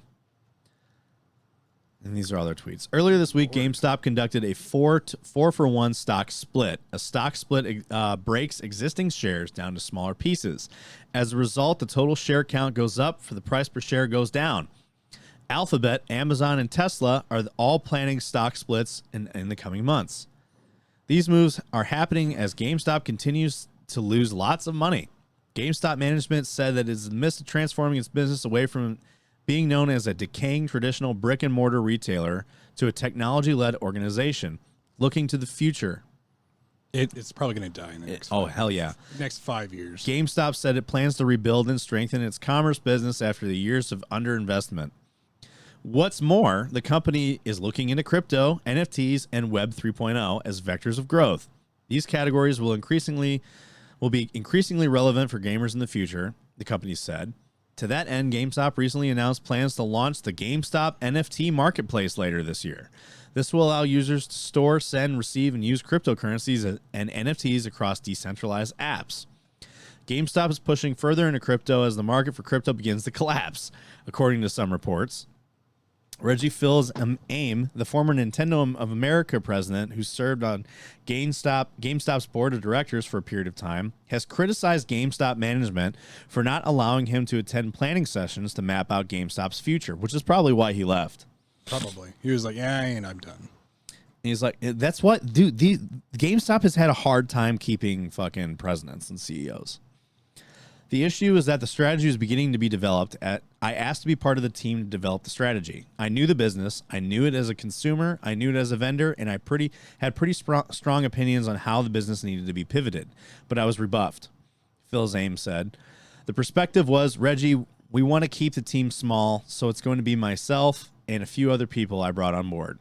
Fils-Aime flat out said billionaire GameStop investor Ryan Cohen and the team around him don't know the business and don't understand the players. So essentially what it's looking like is GameStop is digging itself into a deeper hole. GameStop is like one of those, is like the fucking character that just doesn't die. Yeah. And you think that he should be dead. And it's like, when is this fucking thing going to die? Die! And they just don't die. I don't know. And it's a miracle they've stayed alive this long. And like they've been facing bankruptcy, and then the meme stock thing happened, and they pulled them kind of out of bankruptcy. I think that's the only reason why they were able to do any of this shit so far. I think that's where they got the idea. Like 100%. I that's why I think it is. It's too close together for you to be like, oh, it's not coincidental. I was like, it's not, because that's probably the only thing that kept them from dying so far. And you're just like, yeah, it's fine. GameStop was already staring down the barrel of complete collapse, and then they got pulled away a little bit, and now they're like, well, that seemed to help. Let's get back into it on our own terms. Maybe and then if we just play up the meme even more, we'll be okay. And it's like, no, like wrong. You think the stupid baby bitch. Like, this is clearly them like just fucking throwing this shit in the dark and hoping that it works. That's exactly what's going on, because right now they're between a rock and a hard place. And admittedly, like, this is probably one of the only ones where I can understand. Like, when it came to like Ubisoft, I was like, what are you doing? Like, why are you going into NFTs? You know it's not going to work. So like, why even waste the resources? Oh, that's another fun thing about Ubisoft right now. There's a thing I didn't cover was the fact that Ubisoft is now ending online support for a lot of its games. What the fuck? And diving more into the crypto shit. I don't understand. Like, you have a successful business. Sure, you're shit at what you do, but you have a successful business. Like, just, you know, I hate to say, like, don't change anything, because obviously try to make improvements, whatever, the whole, you know, coaching shit. But, like, you know, you have a successful business. Why are you doing this fucking errand, you know, fool's errand of a venture? But like these people here, like GameStop, I can at least empathize with the fact that GameStop's like, well, we can either keep doing what we're doing and phase out and die in the next 2 or 3 years, or we could take this, you know, shot in the dark and try to make it. So I can at least understand the thought process of, is it stupid? Yes, but what other choice does GameStop have? You know, like realistically speaking, like what else do they have? None. So it's like, I get that. Like, that's understandably that's fine. But like other companies, why the fuck are you doing this? This doesn't make sense. It's desperation, I guess. Oh my God. They just remind me of those dumb crypto bros that are just trying to get rich quick. Like it really makes me wonder, like, are more of these companies, because if you look at like some of the like really successful companies, they've either like dipped their toes in it or they've just kind of like stayed away from NFTs, right? Like a lot of them have. You either see that or you see the giants who, like, you know, they're like, hey, we'll try it because who cares if it doesn't go well? Like we're not worried, right? So I'm like, how many of these game companies are actually on the verge of collapse because they're doing so poorly because they just don't know how to make shit anymore? A lot of them, dude. Like, it's like Ubisoft. It's like, how close to the edge is Ubisoft? Like, I don't know. Like, and it's really hard to find that stuff out because like no company, you know, who's trying to do well is gonna be like, yeah, we're about to fucking die here. Like, you know, no one's gonna say that. You know, it's like not out loud. Of course, it's like back when, like, how we talked how the Red Ring of Death almost killed Microsoft. Like at the time, they're not gonna tell you that. Sure, they can tell you that, you know, a decade or so down the line when they're doing okay, and they're like, yeah, no, we pulled through strong. We'll hear about. I'm sure, like when GameStop finally collapses, we'll hear all about it. I bet, because this is why I'm looking forward to it, because there's gonna be so much shit that we don't hear about that we are going to hear about. Well, because once the company's dead, it's you know, the people who work there are like, fine, like, you know, it's fine that we say this. You know what I mean? Like. But, you know, if you're trying to save your business, you're not going to tell everybody, yeah, we're on the verge of collapse. Like, no. Even though everybody knows that GameStop is. But I wonder about some of the other ones, like Ubisoft. Like, will we see Ubisoft finally just collapse and be like, Ubisoft is another one where they keep it really tight to the chest. I mean, well, yeah, but still. Let's talk about the NFT console. So let's all point and laugh at the rubbish NFT console. So it says, I'm really not sure why NFT people want to get into gaming. Sure, gaming is a highly profitable industry, so let's see. Now there's a crypto console, the Polium 1. So let's actually talk about it. Breaking into gaming via console rack is extremely difficult. Microsoft muscled in only through operating in a loss for years. Google and Amazon, the two kings of capitalism, both failed, and that's true, they did. You know, the Stadia, and then like Amazon was talking about doing some cloud gaming thing. Yeah. So an NFT console is just about the stupidest pitch I can imagine. A console made of cheese that runs games made of strawberries sounds like a better idea. Every time an NFT bro talks about taking a gun from Call of Duty and dropping it into Fortnite, it not only sounds incredibly boring, but also sounds complete misunderstanding of how game engines work and communicate with assets, not to mention the lack of appreciation for art style. So let's actually find out more about this. So there's actually zero creativity in the NFT game. And that's because they're all out to make a quick buck. Grit, the terrible NFT game that's supposed to blow our minds, but is really the thinnest Red Dead knockoff for Fortnite, with a Fortnite palette, gave away a talented, brilliant, incredible, amazing, show-stopping, spectacular, never the same, totally unique, completely not ever been done before horse, which was actually just a Unity asset. So this new NFT console's logo is just the GameCube logo with a tiny tweak. All the apes look the same.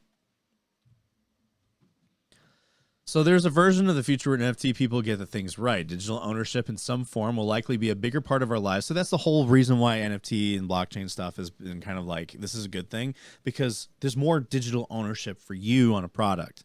But the way that's being utilized is a problem.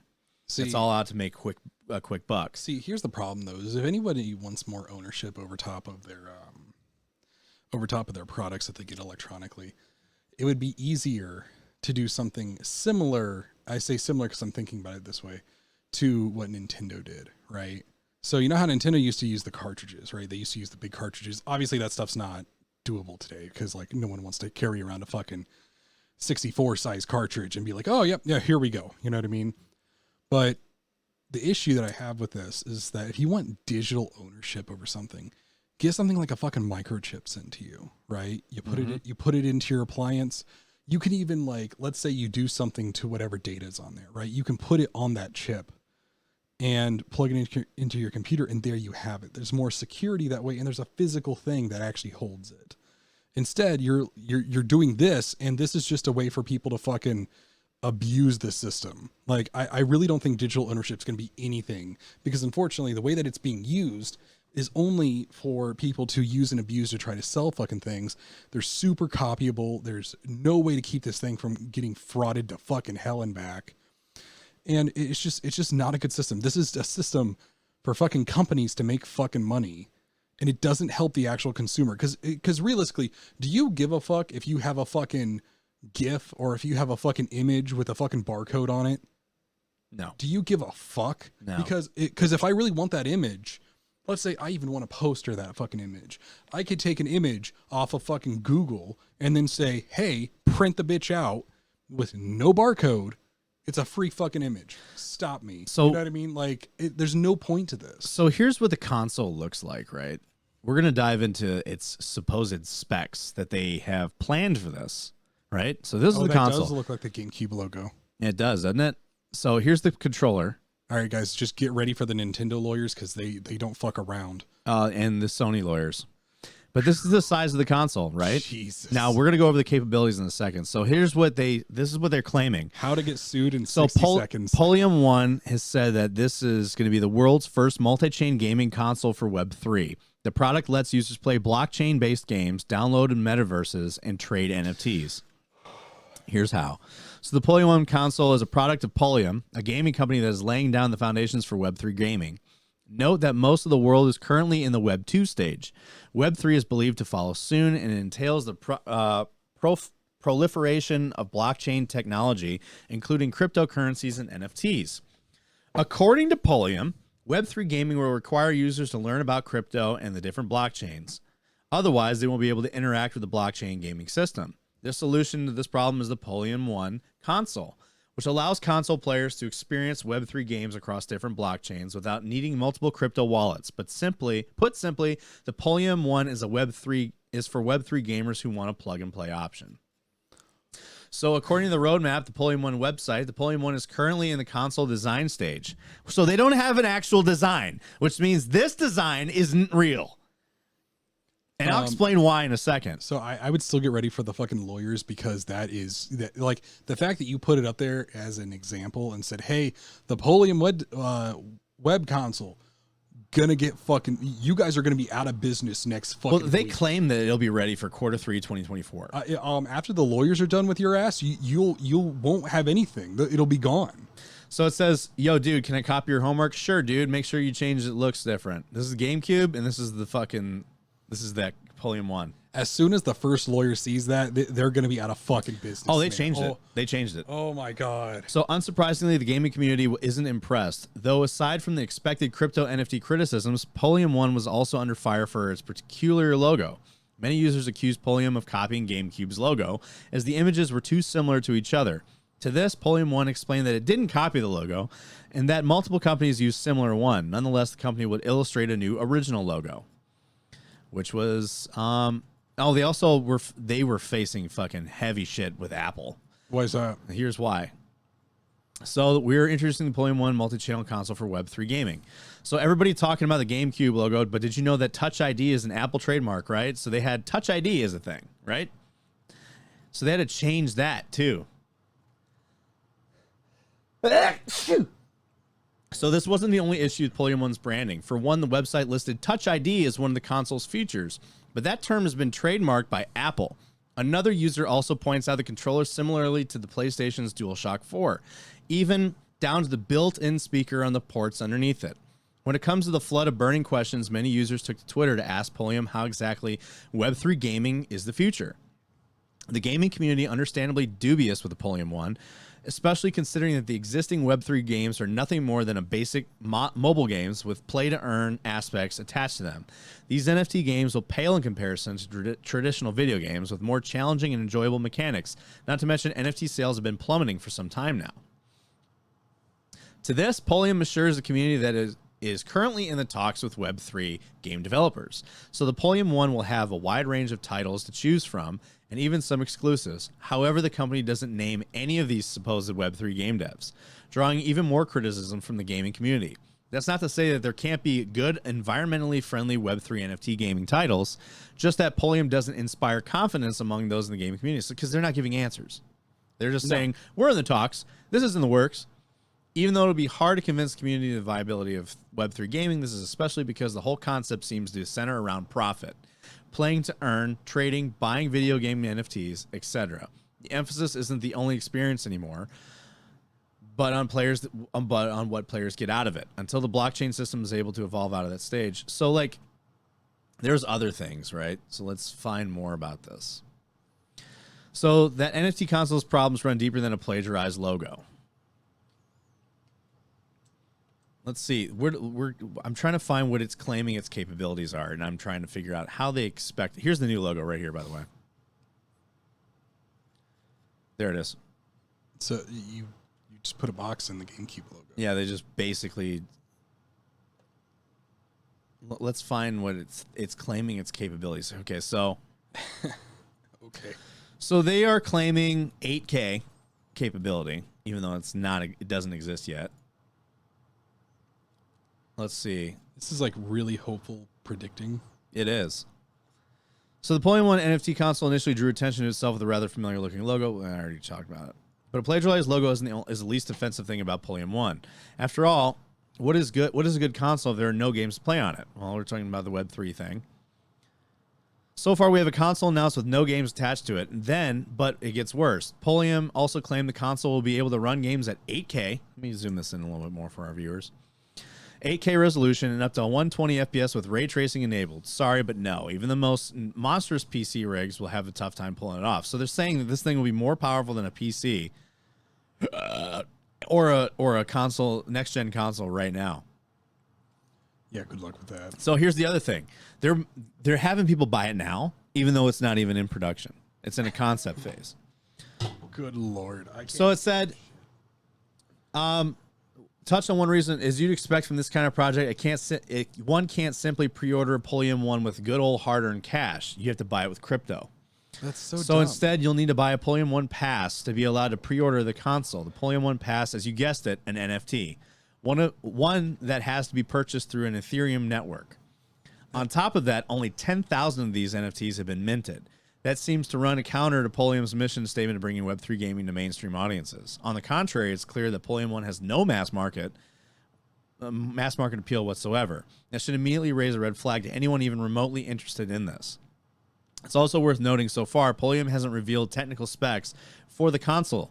It also claims it won't have a working prototype until around November of this year. The cynic in me is thinking that there's plenty of time for Pulliam to work on this. So basically, you have a product that that they haven't even fielded yet, boasting capabilities that it doesn't even know it can do, and they want you to buy it now with cryptocurrency. That doesn't make sense. Like, so one, I don't understand the idea of, hey, by the way, so we want you to buy our product. Hey, here's some money. No, you get that shit out of here. We want cryptocurrency. Are you fucking serious? Like, the fact that you're even trying to sell it right now is some bullshit. Not surprising, though. But, I mean, well, people do it anyway. I know. Well, enough of that weird fucking NFT console. We're going to talk about Bungie. Oh, okay. So Bungie sues Destiny YouTuber for sowing chaos with fake copyright strikes. So Bungie has sued Destiny player who allegedly filed dozens of fake copyright strikes in its name. The lawsuit covered by the Game Post says California YouTube creator Nick Miner turned a single-digit Millennium Copyright Act takedown notice into 96 fraudulent claims against other YouTubers. The complaint claims Bungie brand protection contractor CSC Global sent Miner a legitimate copyright notice in December 2021, asking him to remove music from the soundtrack of Destiny expansion Taken King. Miner allegedly responded by creating a Gmail account that mimicked the CSC. That's what he did. He made it seem like it was he fraudulently claimed to be CSC. CSC1, and then filing similar requests with a bevy of other YouTube accounts, even hitting the official Bungie account. He identified himself as CSC representative and demanded the accounts remove videos or face YouTube copyright strikes. So he made a fake account claiming to be the CSC and then made all these copyright strikes under the guise of somebody else. See, even still though, this shows a really big problem with YouTube. Just because the copyright strikes are fucking insane. I mean, come on. I know. Well, this Bungie actually went to YouTube and said, how are you guys not monitoring this? Oh, I bet they were, because it's one thing to have someone try to do some fake copyright strikes against other people. Like, I understand that's hard to monitor all that stuff. But the fact that YouTube couldn't put two and two together that, hey, Bungie said that they're trying to write a copyright strike against Bungie, and that doesn't sound right. Are you fucking serious? Like, well, because we were talking last time, they had to get a hold of Google, didn't they? No, they had to actually get a hold of Google to fix this because YouTube didn't have the staff to fix it, and they had to call Big Daddy Google and be like, "Hey guys, what the fuck? Like, you know, it looked bad on Bungie at first, and they were like, what the hell?" Well, because people thought Bungie was the one doing it, right? And then this guy did it to Bungie. Which was stupid. Yeah.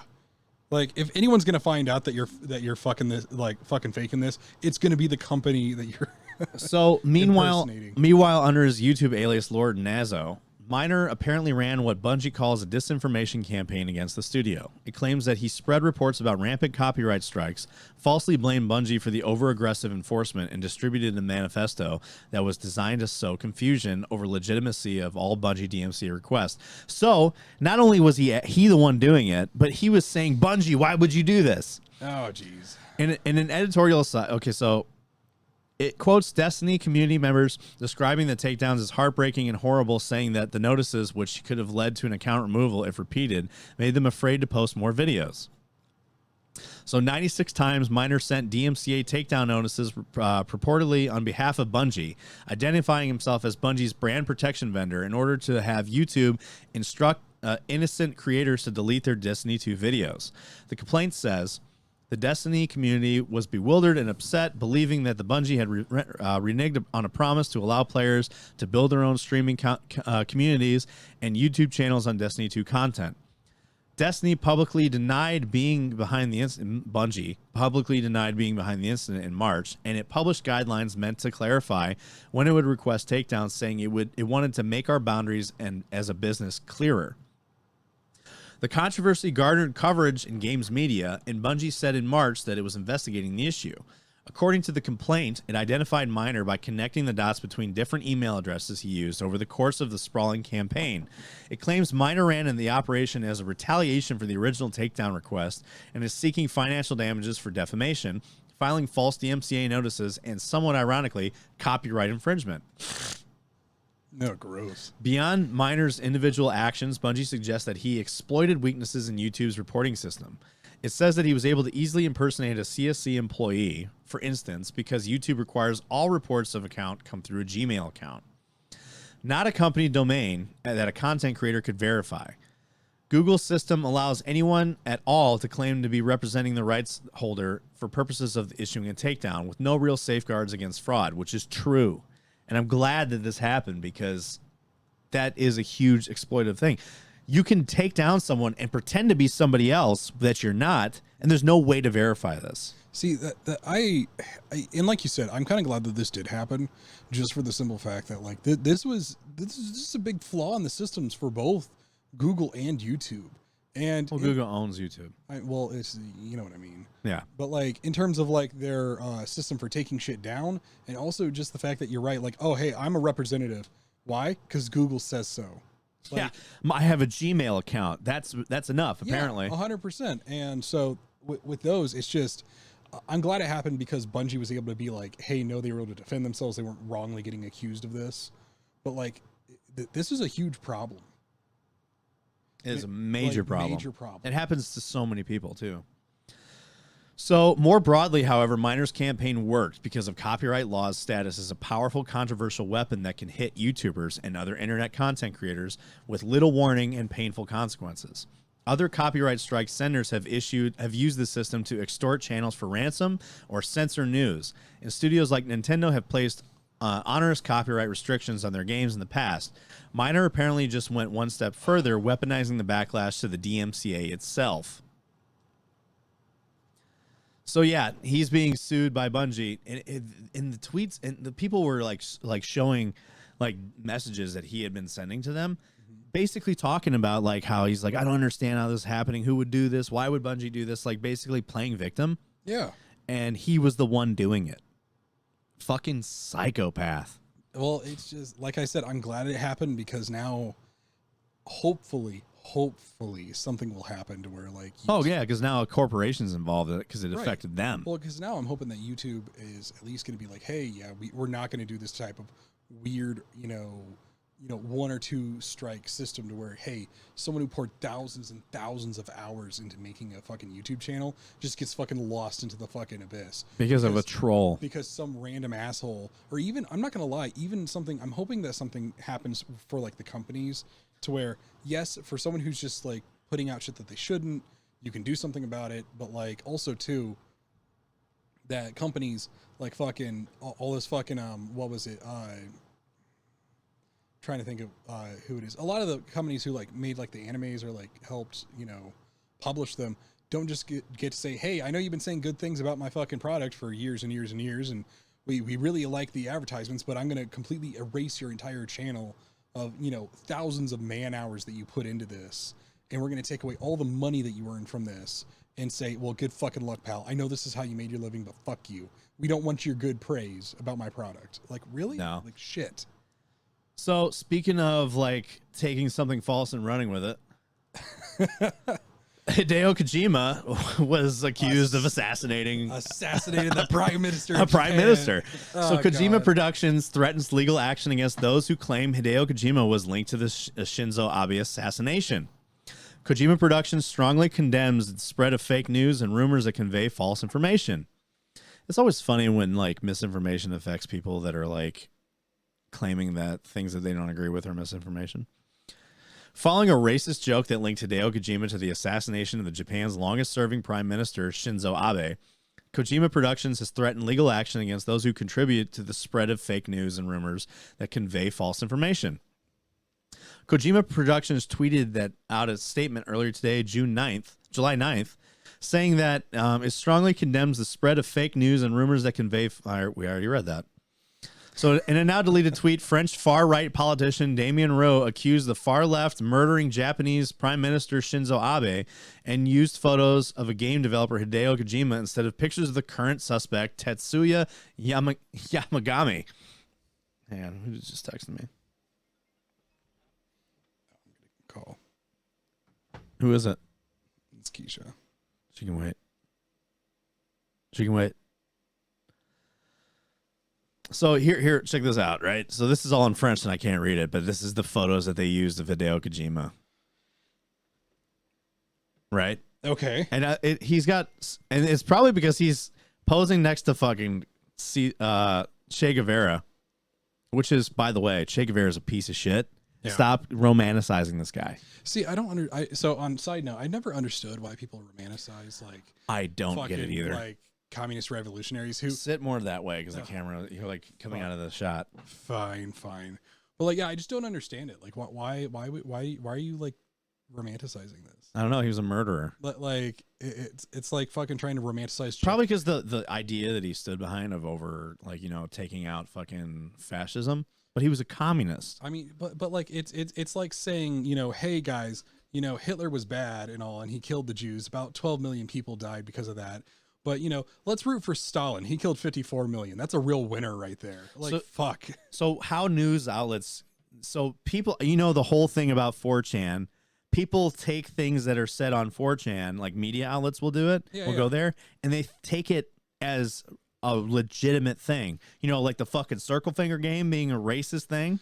I was so confused when that came out. I was like, it started off like as a troll on 4chan saying that the OK symbol meant white power, and the news media took it and ran with it, and now it became a thing. So I was so confused because like when you do that symbol, like because they're saying it's white power, that the O part is a P, and the W, like when you go like this, so the fingers up is a W, and the circle is a P. So it means white power. But like, the reason why I said that is because when I was thinking about it, when they were like, oh, this means white power, I was like, but that doesn't spell a P. Like there's no P there. So I was like, so the P is actually like the fucking arm in the circle. I know, but like the way I was thinking about it was like, so there's the W. So I was like, okay, cool. So white, and then there's either a B or a D. So I'm like, so white dower? White Bower. White Bower? Like I was like, this doesn't make sense. No, so like it's so a lot of these things have all started from 4chan trolls, and it's funny because people have actually lost their jobs for doing the OK symbol, and all because they're like white supremacists. Like that's not what that means.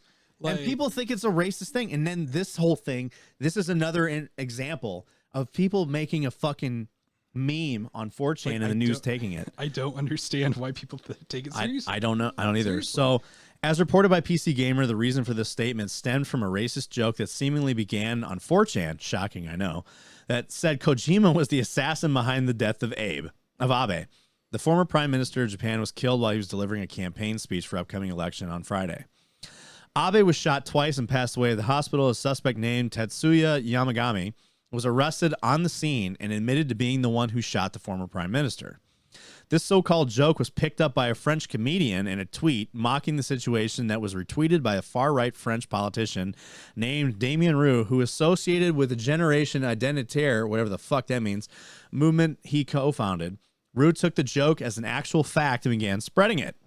That's so weird. So it says Greek news channel using pictures of Hideo Kojima wearing a Soviet Ushanka Joker t-shirt and standing next to the photo of Che Guevara saying that he's Shinzo Abe's assassin. Νεκρό γιατί ήταν μαζί του δυσαρεστημένος, απογοητευμένος. Η αστυνομία μαθαίνει ότι είχε υπηρετήσει στις ειδικές δυνάμεις του πολεμικού ναυτικού και δίδασκε ως καθηγητής σε ιατρική σχολή μαθήματα φυσιοθεραπείας για ασθενείς με άνοια. Είχε πάθος με τον Che Guevara. Fucking idiots. So despite all the signs of this obviously being some sick joke, images that falsely link Kojima to the assassination appeared in an Iranian press outlet as part of a Greek news broadcast. So one went with it and then others followed. That's so weird because not only did this French politician say, hey, by the way, so I saw this on 4chan. He didn't see it on 4chan. He saw it on a fucking comedian who was probably making a joke who had no idea that this was going to blow up. Like, why would you think as a comedian, like, oh, hey, I'm going to make a little bit of a fucking joke, a little bit of a jab, haha, no problem. That's fine because at least I think mostly you're allowed to do that.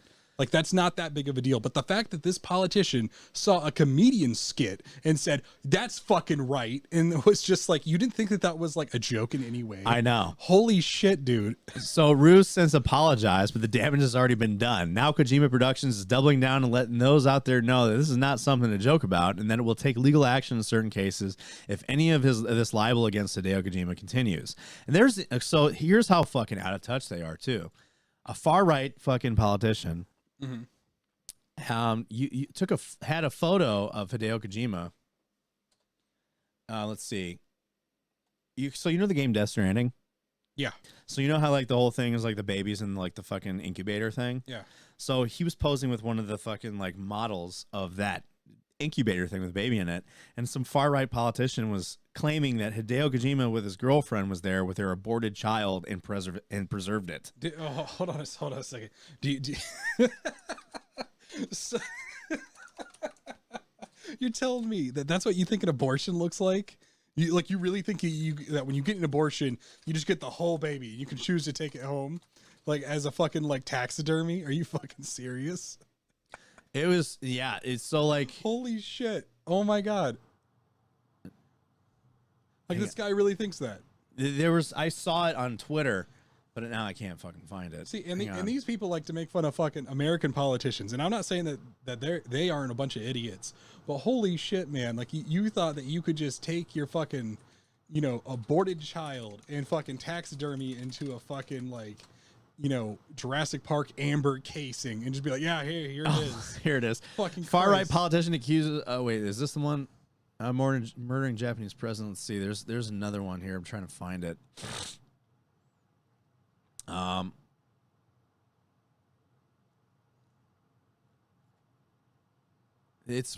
on. So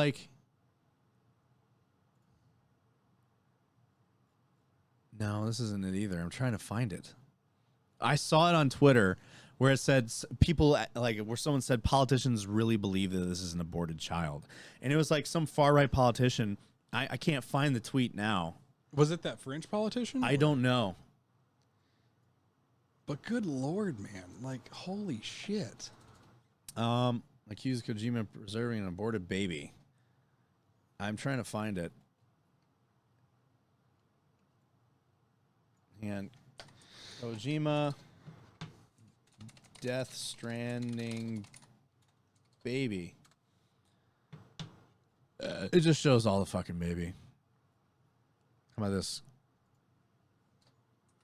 Posing with. See if I can find it. It was. I'll find the image and I'll show you which image it was. And I mean, of course, it's only going to show me the fucking video game thing. No, right there, right there. What? Oh no, this isn't it. He was standing there with some woman. Oh well, shit.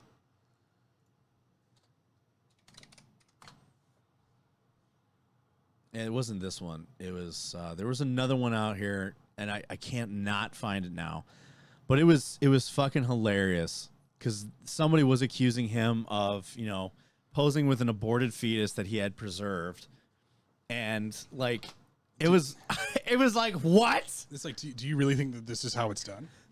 Apparently, I mean, there was a fucking video I saw of some right wing politician saying that isn't there? It's like how to abort the. No, talking about is a way to tell if a woman's pregnant, because they were talking. So they're saying that there's a pill with a camera in it that could be used to for a patient to swallow and go through their digestive tract to look at it for any kind of cancers and shit. Could a woman swallow that and see if she was pregnant? So do you not know that those two aren't connected at all? Yeah, I know. Oh my God. It's like these arguments are so fucking retarded. I don't understand. The people making these laws don't know how anatomy works. So it's well, anybody making any laws at this point have no idea how any of this shit works, because if you're a career politician and you don't have experience doing anything else, congratulations, you know how to make people vote for you, and that's it. You don't know about infrastructure, you don't know about safety, you don't know about traffic, you don't know about finances, you don't know about fucking if you're anti-gun, you don't know about guns. You have people who don't know what side of the gun makes the loud noise, if I could talk. And for people who are anti-abortion, it's like, hey, if you can swallow a pill, can you see if you're pregnant? I'm like, I mean, no, fuck. The only way that I could imagine something like that is if you swallow a pill and in a couple of days it comes out if your pee comes out orange, then it's a positive. Something like that. Where it detects the hormone and it highlights the hormone in your urine. Something like a delayed pregnancy test for urine. I could see something like that, but someone who's so we have a camera. Is that a thing? I mean, no, but I could now make a lot of money. You would just have to. You're not a scientist. You have to figure out how that would work. I mean, it should not be that fucking hard. I mean, should not be that hard. I'm just saying. But or we have a lot of people who are oh yeah, just get vasectomies. They're reversible. Do you understand that that's not supposed to be a reversible procedure? That's not how that works. Did you see the whole there was a Democratic fucking politician in Oklahoma that was suggesting mandatory vasectomies for young men? Yeah. Did you know that actually I will say this, that was not supposed to be a true statement. That was basically highlighting how ridiculous the whole thing was. Yeah, no, that's what it was supposed to be. And people took it and be like, "Oh, they're all for mandatory vasectomies." It's no, the point they were just trying to make a point. Yeah, that's what the entire argument is that, hey, this is how ridiculous this is. It was supposed to be a sarcastic remark. It was supposed to be something that someone took literal. That some people like took literally, and then they're like, "Oh, well." I admit I did too at first until I looked into it. I'm like, "There's no way this person really fucking believes this." And then I looked into it, like, "Oh no, they don't. They're just making a point." Right. But like, the issue is that when people talk about these things, they don't know about these things. So any fucking dumb right winger or dumb fucking over the top. You mean people who are not free thinkers? Yeah, 100%. Any over the top dumb right winger or over the top dumb feminist has no idea how any of these things work. So and it's maddening because on one side, and I feel fine about talking about this because I'm insulting both, but on one side, you have people who are like, hey, you should be able to get an abortion. And they're so far removed from this that these are the same people who are willing to knock up their mistresses and then give them an abortion behind closed doors and say no one should be able to have an abortion. And then on the other side, we have these dumbass feminists who are no longer taking this as like, a sarcastic rhetoric of saying like, hey, here's an example of something that is so outrageous that you can't possibly believe this is true. This is what you're asking of us, right? Oh yeah, mandatory vasectomies. And then people are like, they're reversible. I was like, no, they're not. On one hand, so I also on one hand, like, it's like getting your tubes tied. Do you know how hard it is to get your tubes untied? Oh yeah, same with reversing a vasectomy. Same with reversing a vasectomy. And like, finally, some scientists have been getting like, some like actual medical personnel have been getting on and like spreading the information of like, hey, you do understand that vasectomies are not really reversible. It's a procedure that is not meant to be. It can be reversible, but it's still not 100%. Yeah, but if it's like 2 or 3 years after your vasectomy, the chances of it, actually healing correctly and properly being, unsnipped is very, very low. And so it's turning into one of these things that is just so fucking outrageous. It's like when a bunch of people got up there for a while. There was some right wingers a while back who were like, "Well, we should just force women to be on birth control." I was like, "Well, that's fucking wrong." Obviously, do I think that that's like the most egregious thing that you've ever done? No, probably the anti-abortion like everywhere it would be is. It's funny because this whole argument about my body, my choice. I agree with it. It should be like, it's up to between you and your doctor, and it's nobody's fucking business but you and your doctors. Right. What about vaccinations? No, definitely. It's in but then the same people that say we should be mandatorily forced by the government to get vaccine are indeed the same. People that are saying that the government shouldn't tell me what I should be able to do with my body. Yeah, 100%. And I'm like, but the argument can be, but it's made to save more lives. Like you're talking about other people's lives that you're protecting versus like Oh yeah. But that shouldn't be up to you and the government to decide. Well, because 100%, the reason why any of these arguments go out there, because as much as I, do not agree with a lot of the ideas I'm about to tell you right now, people talked about with the vaccines, hey, you're saving lives if you get a vaccine. I was like, technically, and I'm not saying that this is right, but technically the Republicans at this point are also totally saving lives by not letting you get an abortion. They're not technically wrong. Do I agree that you should be able to get one? Yeah, I do. Like, it doesn't faze me at all. But like, those are the same arguments. Like, they really are, because why should I get a vaccine? It's my body, my choice. Well, it's to save lives. Well, I mean, why shouldn't I let you get an abortion? Your body, your choice, right? But it's to save lives. And the problem is they're the same arguments. And the reason why I despise this so much is because, as you said earlier, people who aren't free thinkers, these people are not coming up with these ideas because they actually agree with the fundamental concepts of these ideas. They're agreeing with these ideas because you're in a campus and all you hear is you should be able to get an abortion. Now, do I think that probably most people, and I would argue this, that most people probably would agree with letting someone get an abortion if you fully sat down, weren't told by anybody else about what was going on with it, and went over the ramifications of allowing versus not allowing abortions, right? I think most people fundamentally probably would fall in the camp of, yes, we should allow abortions. I'm not saying you should allow them up until the due date. I'm just saying most people would allow some abortions in some cases at the very least. Right? And the one thing that a lot of people don't realize about the Supreme Court doing this was, on one hand, it was one of those things where it was both a win and a loss decision. Because on one hand, they took that decision away from the federal government Definitely. and put it more in the hands of the states. Well, actually, I think overall, in terms of U.S. history and in terms of things going on here, I also think that this is not a good thing because the ramifications are pretty detrimental at this point. But I also think too that this is also it can be a positive, and the reason why I say that is because there was a lot of arguments going on too, and a lot of people who were getting up there, people who are more moderates were talking about this. They were talking about the fact that since this is done, we can no longer be mad about the overturning, not because you shouldn't be mad about it, but because it's already done. You know, fighting that fight is going to have to come later, right? You know, fighting that fight for the federal government to step in and say, yes, you should have them is later.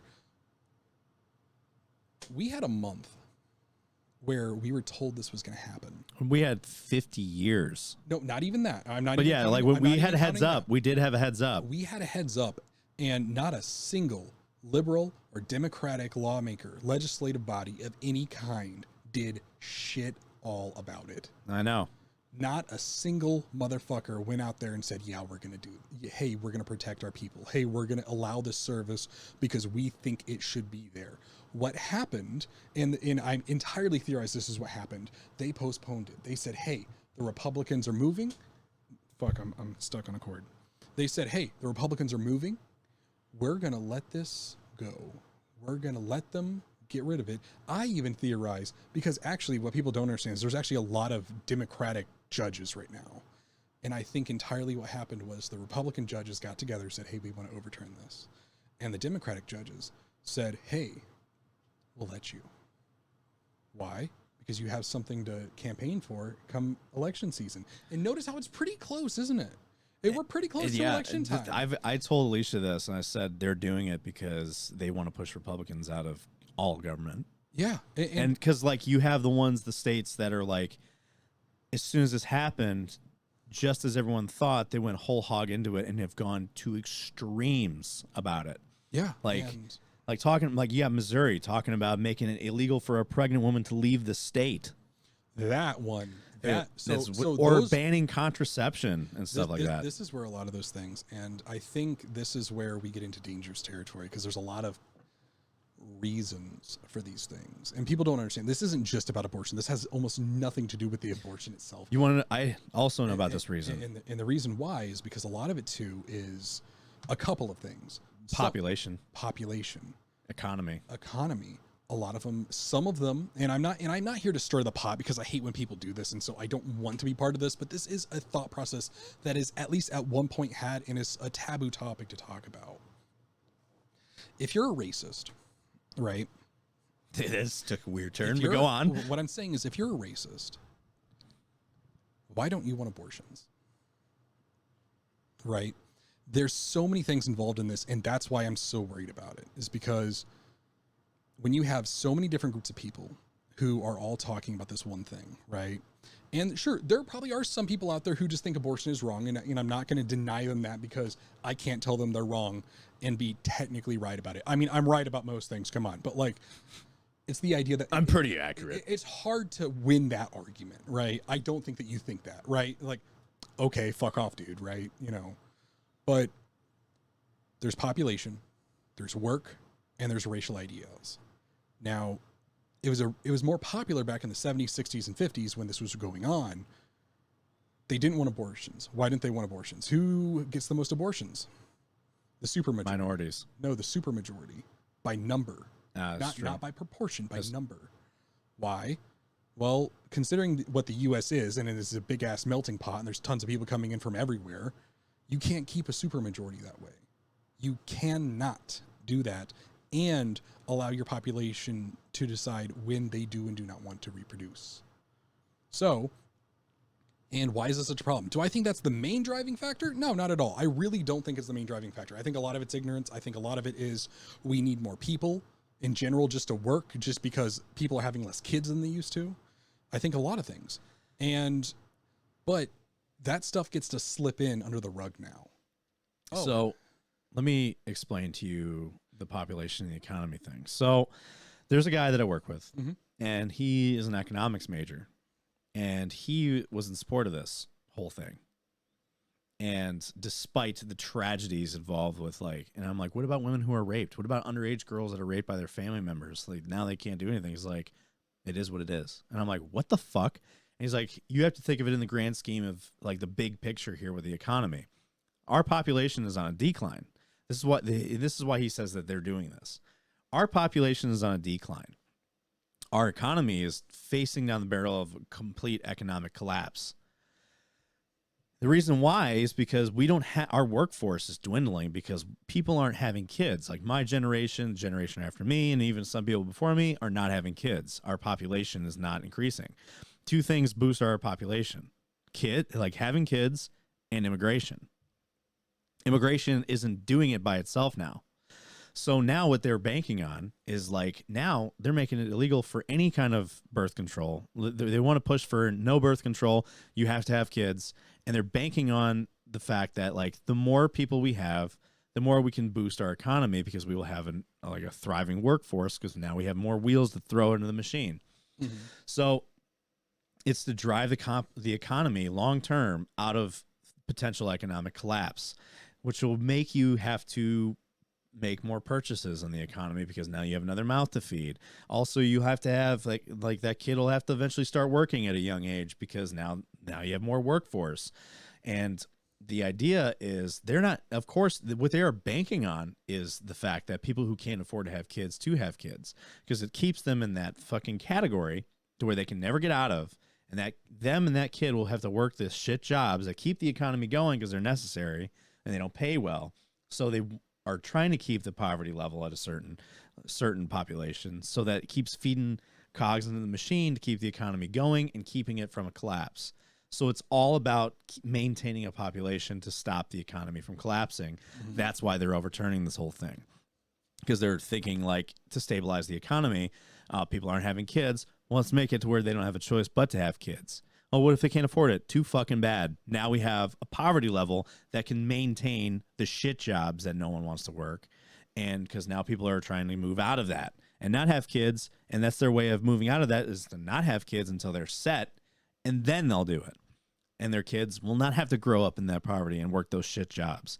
Nope, this is how they want to keep you doing it. Mm-hmm. That was what he was explaining. And I'm like, that's a fucked up thing. So I said, and this goes to my whole thing about like the things that follow under the umbrella of the abortion argument.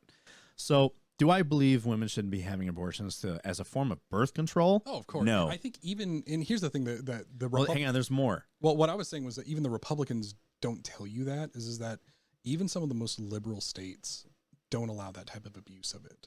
Even right. somewhere like California, which is very liberal. And, you know, sure, that comes with their own slew of problems or balances for their government.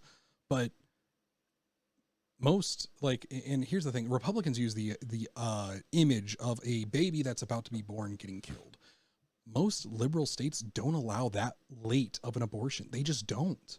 So even though they're sitting here saying, oh, you're going to kill babies, I was like, whoa, dude. Like, even your opposition, who you claim is so radical in their thinking, isn't doing this.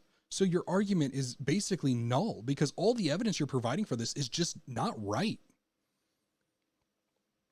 I know. See that, and yes, you're right on that. Like these like super late term abortions, they're not really happening. And so the only ones that do happen are like medical emergencies. Like, hey, there's no other choice. And the problem is that other things fall under the umbrella because it's like they're looking at it as one thing. Women are just having abortions because they don't want to have a baby.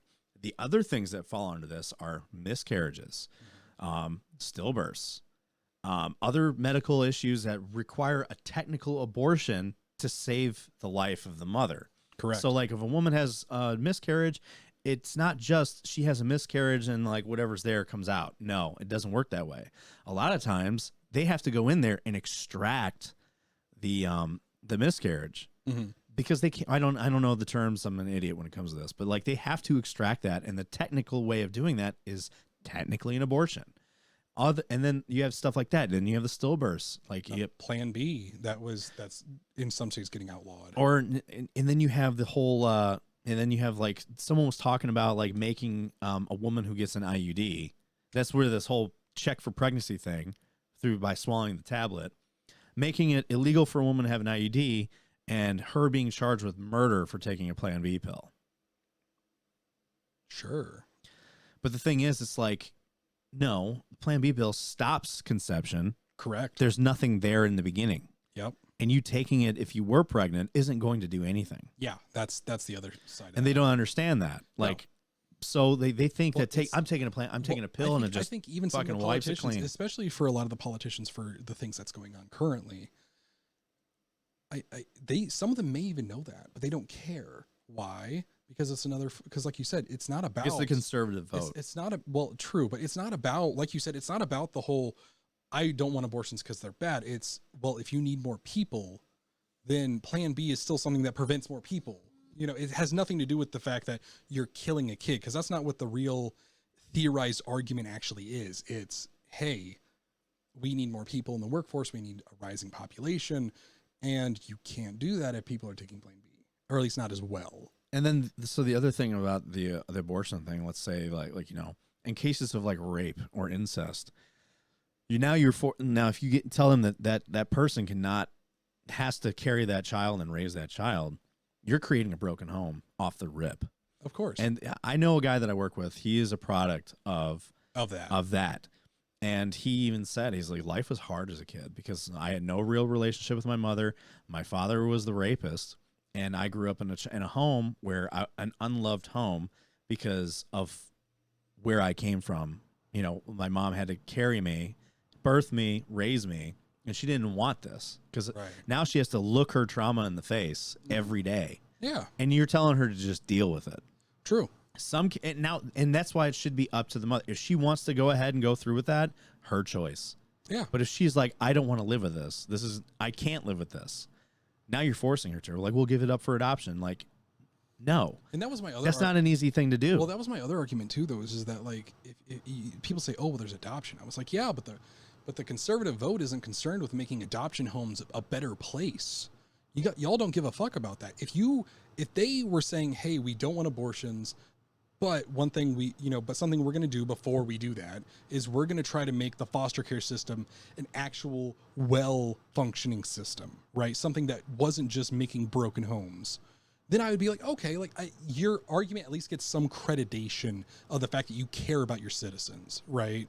Like, but no, they're not even doing that, because then you're still not winning the argument. That's just saying like, hey, you actually give a fuck, you know what I mean, about these kids, and you don't. But they're not doing the basic things at all. Like, you aren't helping the foster care system. It's a broken fucking system that sends really good kids that could be something, you know, actually worthwhile into broken homes, creating more broken families of people who are uneducated, who don't know how to live a good life and don't have the skills to make a good life out of what they have. And they don't give a fuck about it. Like, they're like, no, we'll just leave that system. It's broken as fuck, but it still technically works. No, it doesn't. Like, and they're just leaving it there. But, you know, we care about kids. We care about the kids. We care about life. And it's like, dude, what the fuck? Like, they care about life until, like, they don't care about life anymore. Well, I mean, that's usually right after birth. I care about life, but except in this case. It's essentially what it is. But enough of this talk. We went down a rabbit hole here. We need to have that rabbit hole episode. Yeah, I know. We'll save that for a rabbit hole episode. So let's actually wrap this up, because I got to get ready for this trip. I got a bunch of shit I got to do. So. Oh, fun. It was good having you back. Oh yeah. It's been nice so far. Yeah. Well, the next episode, there won't be one obviously next weekend because I won't be here. But the weekend after that, we'll have to get together and do it. You're going to the Chicago Height next weekend. Yep. We wouldn't be able to do one anyway if we'd be doing that. Yeah, exactly. So, I'll be there for the Milwaukee one too. I know you will. I know I will be, of course. So, you know, that's what I thought about this one too, but it's fine. Yeah, I mean, what, you mean the Cincinnati one? No, the Chicago one. Oh, what? No, that you would be there. Well, I told you I wasn't going to be. I know, but before that, I assumed that you'd be here, and you left me.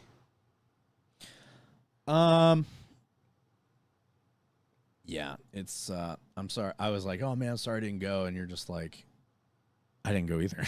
Well, it's like, cause we wanted to go, but like, cause I was actually going to take my dad to the Cincinnati hike. And, you know, by that time we talked with him about it. It was over Father's Day. And so it's kind of like, hey, we'll just go, I'll just go spend time with Dad, because, you know, he's getting older, And so when I was looking at the distance of the hike, it was kind of like, oh fuck! Like I really don't think I could, in good conscience, drag him through a 10-mile hike and be like, hey, how do you feel afterwards?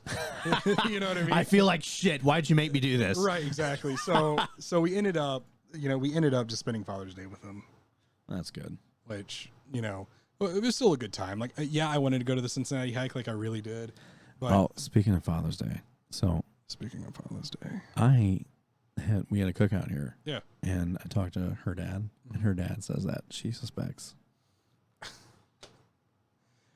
Cancel it, do it another time. No. So you know what I did? Throw a wrench in the plan. I did a really toxic thing. What's up? So during 4th of July, I had a marriage conversation with one of my friends. Yeah. And I was like, yeah, you don't want to get married. Get married now. That'd be stupid. And that planted the seed of doubt in her head. And I did it on purpose. And I told her, like, oh, I just wasn't. She was like really upset. And I told her, like, because my friend's gay. And they were talking about like overturning the gay marriage law. Mm-hmm. And he was like, but what if I want to get married? I'm like, Dad, you don't want to get married. Like, I mean, like, do you really want to get married? I mean, like, think about it. Like, it's just a lot of problems and shit.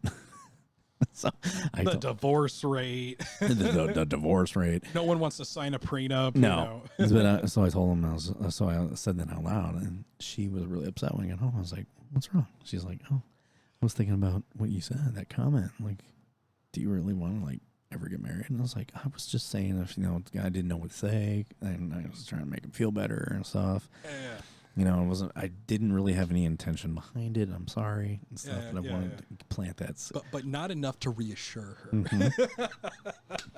So, I'll tell you what, though, given the circumstance, I'm like, that's okay. That's, I mean, because most guys, at least. I had to get her off the trail, bro. Well, no, exactly. Most guys, you don't want your woman to know when you're going to propose. Yeah. Like, you don't, because that's not the reaction you want. You don't want her to go, you don't want her to go like, oh yeah, like, yeah, of course, no, you want her to be genuinely shocked, genuinely surprised, happy that what's going on. It's not a good, it's not a good thing to have her be like, yeah, I know, even if she says yes, which is nice, I mean, she'll still be excited and shit. But the thing is, and I think she still suspects because she's like, I got new nails.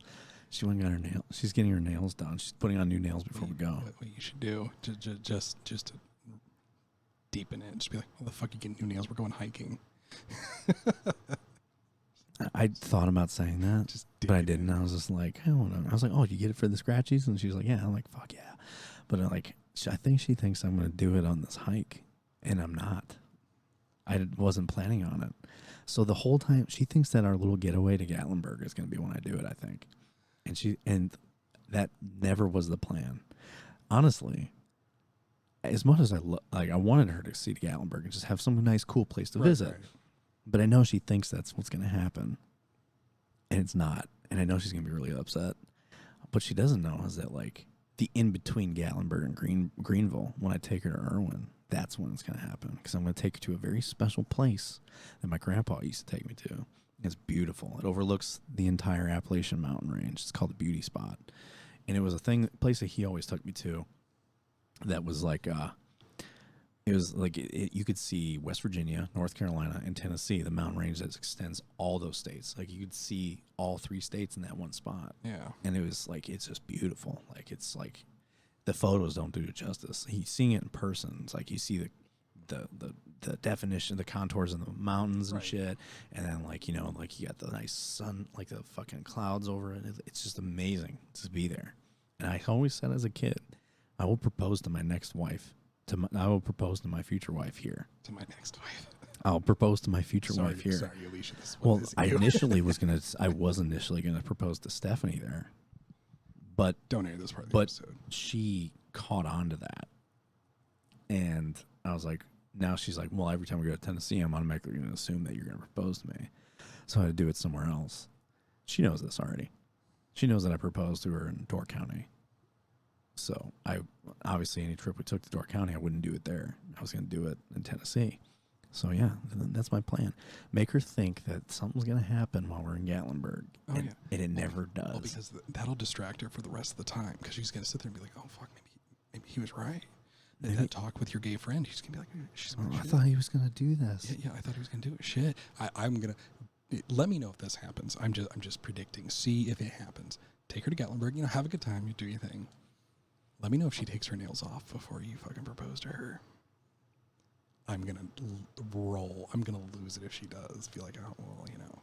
Oh no, they're annoying. There's something. Just let me know how that goes. No, I'll try to talk her into keeping it because I know she's gonna be upset. I have my nails done for this, and you. No, I'll be like, why are you taking your nails off? No, keep them on. I like the fucking. They look good.